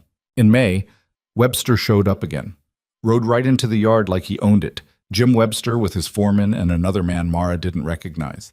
She was in the garden. Cole had helped her start one, turning over soil that had never been planted. When they arrived, Cole came out of the barn, wiping his hands. "Webster." "Mercer. Heard you got married. Thought I'd come congratulate you." "That's kind, but we're busy, so if that's all..." "Actually, I came to make you an offer." Webster dismounted, looked around the ranch like he was assessing it. "I'm expanding. Looking to buy out some of the smaller operations. Figured you might be interested in selling." "I'm not." "Hear me out. I'll give you a fair price. Enough to set you and your new wife up somewhere easier. Maybe head to California. Warmer weather, less work." Mara stood slowly, brushed dirt from her hands. Cole caught her eye, gave a slight shake of his head. "Stay out of it." But Mara was done staying out of things. "We're not interested," she said, walking over. Webster's eyes slid to her, dismissive. "Ma'am, this is business. Why don't you let the men talk? Why don't you get off our property?" "Mara," Cole started. "No." She stepped forward, looked Webster straight in the eye. "You rode onto our land uninvited, made an offer we didn't ask for, and now you're suggesting we should sell because ranching is too hard for a woman. Did I get that right?" Webster's face reddened. "That's not what I said." "It's what you meant. But here's the thing, Mr. Webster. I've survived things that would have broken you. I've starved and frozen and lost everything, and I'm still standing. So when you look at me and see someone weak who needs protecting, you're seeing what you want to see, not what's there." The foreman shifted uncomfortably. The third man, probably a buyer, looked like he wanted to be anywhere else. "This ranch is ours," Mara continued. "We built it together. We're making it profitable together. And we're not selling to you or anyone else just because you think women should stick to cooking and sewing." Webster's jaw worked. "You don't know what you're turning down." "I know exactly what I'm turning down. A bad deal from a man who thinks he can bully his way into getting what he wants." She stepped closer. "Now get off our land, and don't come back unless you're invited." For a moment, Webster looked like he might argue. But something in Mara's expression, the steel that 3 years of survival had forged, made him think better of it. He remounted, jerked his horse's head around. "You're making a mistake," he said. "That's our mistake to make." They rode off in a cloud of dust and wounded pride. When they were gone, Cole turned to Mara with something between shock and admiration. "That was stupid? I know. He could make things difficult for us." "I was going to say magnificent." Cole pulled her close, kissed her hard. "You're magnificent. I'm tired of men like him thinking they can push us around." "Then we don't let them. We build this place up until we're too big to push." It became their mission. Through the hot summer months, they worked like demons, Cole and Mara and whatever hands they could hire. They expanded the herd, improved the grazing land, built a second barn. The ranch grew from a marginal operation to something substantial. Mara's bookkeeping kept them profitable. She tracked every penny, found inefficiencies, made hard decisions about what to keep and what to cut. Cole handled the physical work, but increasingly he relied on her judgment for the business side. "We should buy the Morrison place," Mara said one evening, spreading papers across the table. "Old man Morrison died last month. His kids don't want it. It's going cheap." "We don't have the capital. We could get a loan, use our herd as collateral." She showed him the numbers. "Morrison's land connects to ours, gives us access to the river year-round. That alone is worth the risk." Cole studied the figures. "It's a gamble. Everything out here is a gamble, but this is a smart one." They bought the Morrison place in September. It stretched them financially, put them in debt for the first time. But it doubled their grazing land and gave them water rights that made the ranch viable long-term. Webster heard about it and wasn't happy. Started spreading rumors that Mara was running Cole, that he'd lost control of his own ranch to a woman. that the Mercer place would fail within a year under female management. Let him talk, Cole said when the rumors got back to them. Numbers don't lie. We're doing better than he is, and he knows it. But the talk bothered Mara more than she wanted to admit, not because she cared what Webster thought, but because it made her question herself. Was she pushing too hard, taking too many risks? What if she was wrong, and the ranch failed and Cole lost everything because of her ambition? She was sitting on the porch wrestling with these thoughts when Cole found her one evening in late October. "What's wrong?" he asked. "Nothing. That's a lie. You've been quiet for days." Mara was silent for a long moment. Then, "What if I'm ruining everything? What if Webster's right and I'm in over my head and I'm going to drag us both down?" Cole sat beside her, took her hand. "You're not ruining anything. You're building something." "But what if I fail?" "Then we fail together." "And we figure out what comes next." He squeezed her hand. "Mara, you stood in a dying cabin with a gun to your head 8 months ago. Now you're running a successful ranch and making men like Webster nervous. That's not failure. That's survival turned into success." "It doesn't feel like success. It feels like I'm barely keeping my head above water. That's how success always feels. You think I felt confident when I started this place? I was terrified every day. Still am sometimes. But you keep going anyway." "How?" "By remembering what the alternative is, by choosing to fight instead of surrender." He pulled her close. "You taught me that. Watching you come back from where you were, that reminded me why I'm here, what I'm fighting for." Mara leaned into him, felt the steady beat of his heart. "I love you. I love you too, even when you're stubborn and reckless and making deals that terrify me." "Especially then?" "Especially then." They sat watching the sunset paint the sky in shades of orange and purple. The cattle were dark shapes against the dying light. The land stretched out around them, hard and unforgiving but theirs, built by their hands, sustained by their will. Winter came again, but this time Mara wasn't alone facing it. They worked together preparing, stockpiling hay, reinforcing buildings, making sure the cattle had shelter. When the first serious storm hit in November, they were ready. On Christmas Eve, Cole surprised her with a gift. Not bought, they didn't have money for luxuries, but made. A wooden box he'd carved, simple but elegant, with her initials on the lid. "For your important things," he said. "The watch. The photograph. Whatever you want to keep safe." Mara opened it, ran her fingers over the smooth wood. Inside he'd lined it with fabric from one of Mary's old dresses, a piece of his past, offered to hold pieces of hers. "It's beautiful. I wanted you to know you don't have to hide them. Thomas, your mother, the life before, they're part of you. I don't want you to forget them." She set the box aside, pulled him close.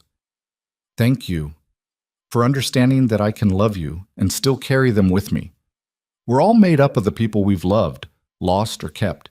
They shape us." That night, lying in bed listening to the wind howl, Mara thought about all the versions of herself she'd been. The hopeful bride who'd come west with Thomas, the desperate widow slowly starving in a cabin, the woman who'd opened the door to a stranger, the wife learning to build a new life from broken pieces. She wasn't any one of those people anymore. She was all of them, scarred and strong, and still learning what it meant to survive not just day to day, but year to year, to build something that lasted. In January, Mara realized she was pregnant. She'd missed her monthly cycle twice, but hadn't said anything, too afraid to hope. But when the morning sickness started, there was no denying it. She told Cole one evening after supper, just blurted it out while they were washing dishes. "I'm pregnant." He dropped the plate he'd been drying. It shattered on the floor. For a moment, he just stood there, staring at her. "You're sure?" "As sure as I can be without a doctor. But yes, I think so." Cole crossed to her in 2 steps, pulled her into his arms. "A baby. We're having a baby. Are you happy?" Her voice was small. "Or is this too fast, too soon? I'm terrified, and happy, and terrified again." He pulled back to look at her. "But mostly happy." "If you are." Mara thought about it, about carrying new life, about bringing a child into this hard world, about all the ways it could go wrong. But she also thought about the ranch they'd built, the life they'd made, the strength they'd proven they had, and she felt something that might have been joy. "I'm happy," she said. "Scared, but happy. Then we'll be scared and happy together." The pregnancy wasn't easy. Mara was sick for months, could barely keep food down. The work didn't stop just because she was carrying a child. Cattle still needed tending. Accounts still needed managing. She pushed through, stubborn as ever, until Cole physically stopped her from lifting hay bales. "You're going to hurt yourself." "I'm fine." "You're not fine. You're pale as a ghost and you threw up twice this morning. Sit down. Let me handle the heavy work." "I'm pregnant, not dying." "I know the difference. I'm still not letting you hurt yourself out of pride." They fought about it, their first real fight as a married couple. Mara accused him of treating her like she was fragile. Cole accused her of being reckless with her health.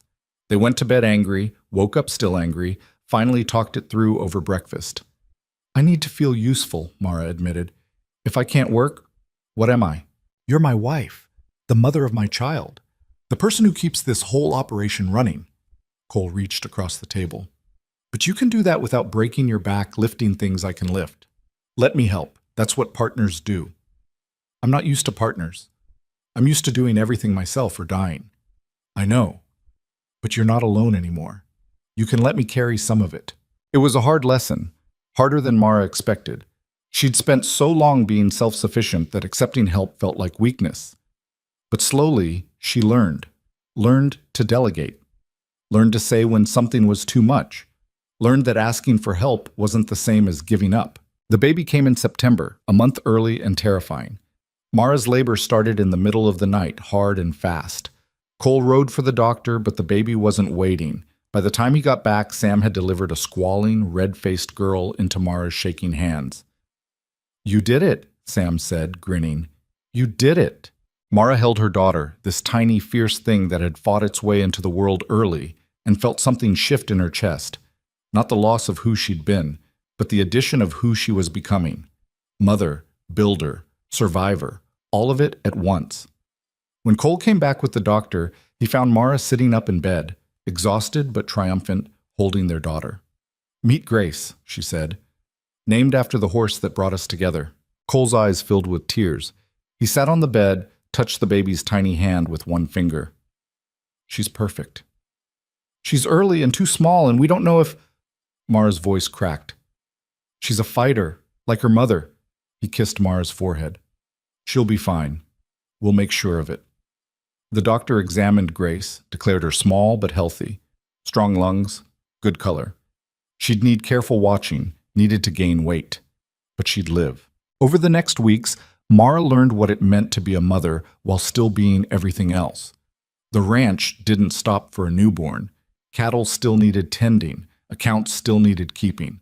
She did it all with Grace strapped to her chest, the baby sleeping through noise and chaos like she'd been born to ranch life. "She's going to be tough," Cole observed one day, watching Grace sleep through a cattle auction. "She'll have to be. This isn't an easy life." "No, but it's a good one. We're building something that'll last, something we can pass on." Mara looked around at the ranch, bigger now, more successful than either of them had dreamed when she'd first arrived half-starved and suicidal. They'd done this. Together. Built a life from nothing but determination and refusal to quit. Webster never made another offer. His own ranch struggled while theirs thrived. Eventually, he sold out to a bigger operation and moved on, defeated by the land and his own arrogance.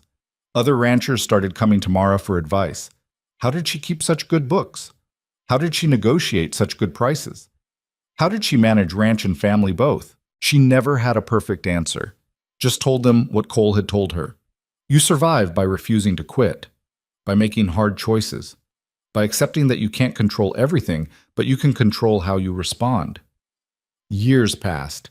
Grace grew strong and wild, more comfortable on horseback than on foot.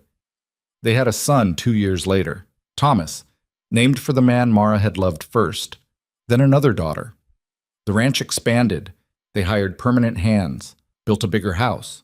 Through it all, Mara kept the wooden box Cole had given her. Inside was Thomas's pocket watch, the wedding photograph, a lock of Grace's baby hair, pieces of all her lives, all the versions of herself. She never forgot the cabin where she'd almost died. Visited it once a year, every spring, to put flowers on Thomas's grave and remember the girl who'd opened that door. Who'd chosen to live when dying would have been easier. On her 40th birthday, Cole found her on the porch watching the sunset. The kids were inside with Jack, still working for them after all these years, doing homework and arguing about whose turn it was to feed the chickens. "What are you thinking about?" Cole asked. "Everything, how far we've come, how close I came to missing all of this." She took his hand. "I think about that gun in the drawer, about how, if you'd been 5 minutes later, but I wasn't, and you opened the door, I almost didn't. But you did. That's what matters." He pulled her close. "You chose to live. Everything else came from that choice." Mara thought about that, about how one decision, opening a door instead of pulling a trigger, had led to everything she had now. The ranch, the children, the man beside her. A life worth living instead of a death worth escaping. "I used to think surviving meant just not dying," she said quietly. "Getting through one more day, one more hour. But that's not surviving. That's just existing." "What's surviving then?" "Building something, fighting for something, choosing life not just once but every day, even when it's hard, especially when it's hard." Cole was quiet for a moment. Then, "You taught me that. When I found you in that cabin, I was surviving too, going through motions. But watching you come back from the edge, that reminded me what living actually meant. We saved each other."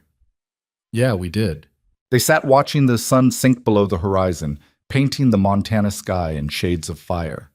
The land stretched out around them, the same land that had tried to kill Mara once. But she'd fought back, had clawed her way from despair to something resembling happiness. It wasn't perfect. Life never was. There were still hard days, days when the grief came back and she mourned Thomas all over again. Days when the memories of that winter threatened to drown her. Days when the responsibility of ranch and family felt overwhelming.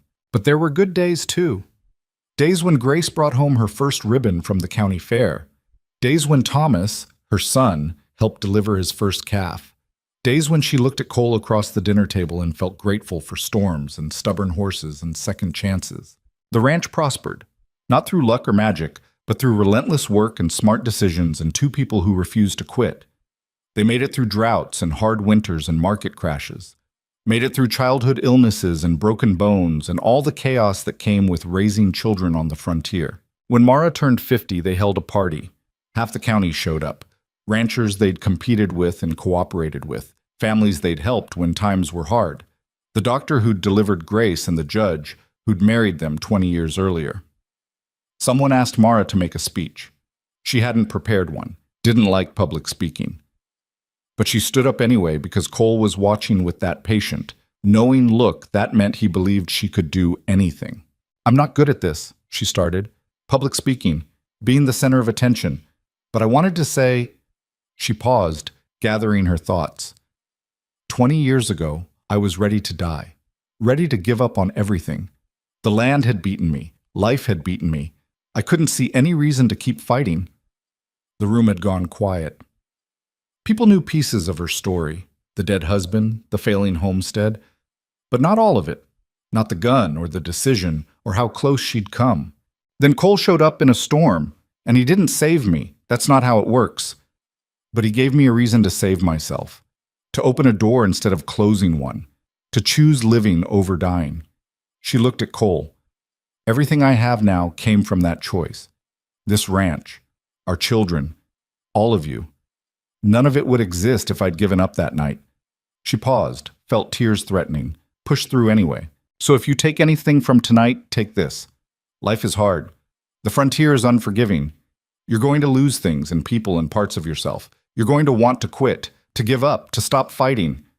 She looked around the room at faces weathered by sun and hardship and survival. "But don't. Don't let the hard times win. Don't let loss define you. Choose to keep going even when it feels impossible. Because on the other side of impossible, that's where life is. That's where everything worth having lives." The room erupted in applause. Mara sat down quickly, embarrassed, but Cole's hand found hers under the table. Squeezed, held on. Later, after everyone had gone and the kids were asleep and the ranch was quiet, they walked out to look at the stars. The same stars that had looked down on Mara in that cabin. The same Montana sky that had witnessed her despair and her resurrection. "Do you ever regret it?" Cole asked. "Not the cabin, but all of this. The work, the struggle. Would you choose differently if you could go back?" Mara thought about it honestly, about the easy path she could have taken, about what might have been if she'd stayed in Ohio or sold the homestead or never opened that door. "No," she said finally, "I wouldn't change any of it, not even the hard parts, because they made me who I am, and I like who I am now." "Who are you?" Someone who survived, who built something from nothing, who learned that strength isn't about not breaking, it's about how you put yourself back together afterward. She looked at him. "I'm someone who knows that love doesn't diminish when you find it again. It multiplies. Thomas and you're both part of my story, both part of who I became." Cole pulled her close, and they stood there under the vast Montana sky, two broken people who'd found a way to be whole together. Not perfectly, not without scars, but whole enough, strong enough, stubborn enough to build something that lasted. The ranch would outlive them. Mara knew that. Grace would inherit it, or Thomas, or maybe they'd split it between all three children. The land would go on. The cattle would go on. The cycle of seasons and survival would continue. But what mattered, what really mattered, was that they'd chosen life. Chosen to fight when giving up would have been easier. Chosen to build when destroying would have been simpler. Chosen love when loss felt safer. That was the legacy. Not the land or the cattle or the buildings they'd raised, but the choice. The daily, difficult, defiant choice to keep living. To keep trying. To keep believing that tomorrow might be better than today, even when all evidence suggested otherwise. Mara thought about the woman she'd been in that cabin, hollow and hopeless and ready to end it. That woman had made a choice too, to open a door. And from that single decision, everything else had flowed. The ranch, the marriage, the children, the life. One choice. That's all it took. One moment of courage in the face of despair. One decision to try instead of surrender. And if Mara could go back, if she could speak to that broken woman sitting at a table with a loaded gun, she'd tell her this. Open the door. Answer the knock. Take the risk. Because on the other side of that choice, there's a life worth living. A love worth finding. A strength you don't know you have yet. The frontier doesn't get easier. The land doesn't become less harsh. Loss doesn't stop hurting. But you become stronger at carrying it. Become better at survival. Become someone who knows that broken things can be remade into something new. That was what Mara had learned in 20 years of marriage and ranching and motherhood. That survival wasn't passive, wasn't just enduring until death finally came. Survival was active, deliberate, a choice made every single day to keep fighting, keep building, keep hoping. And sometimes, if you were lucky and stubborn and brave enough to keep choosing life, you got to build something beautiful from the broken pieces, something that lasted, something that mattered. As they walked back to the house, their house, built with their hands, filled with their family, Mara looked back one last time at the stars, the same stars that had watched her almost die, the same sky that had witnessed her transformation from victim to survivor to builder. "Thank you," she whispered to whatever force had brought Cole to her door that night. To fate or chance or just the random collision of two desperate people at exactly the right moment. Then she turned away from the past and walked into the house where her future waited, where her children slept and her husband stoked the fire and Bear dozed by the hearth, where life, messy and difficult and absolutely worth fighting for, continued. The door closed behind her, not ending the story, just ending this chapter. Because life didn't stop. It kept going, kept challenging, kept demanding that you choose survival over surrender. And Mara Mercer, who'd been Mara Whitlock, who'd been a dying woman in a frozen cabin, who'd been saved by nothing more than her own decision to answer a knock, she chose survival. Every day, every moment, for the rest of her life. That was the victory. Not that she'd survived, but that she'd chosen to, and kept choosing, again and again and again.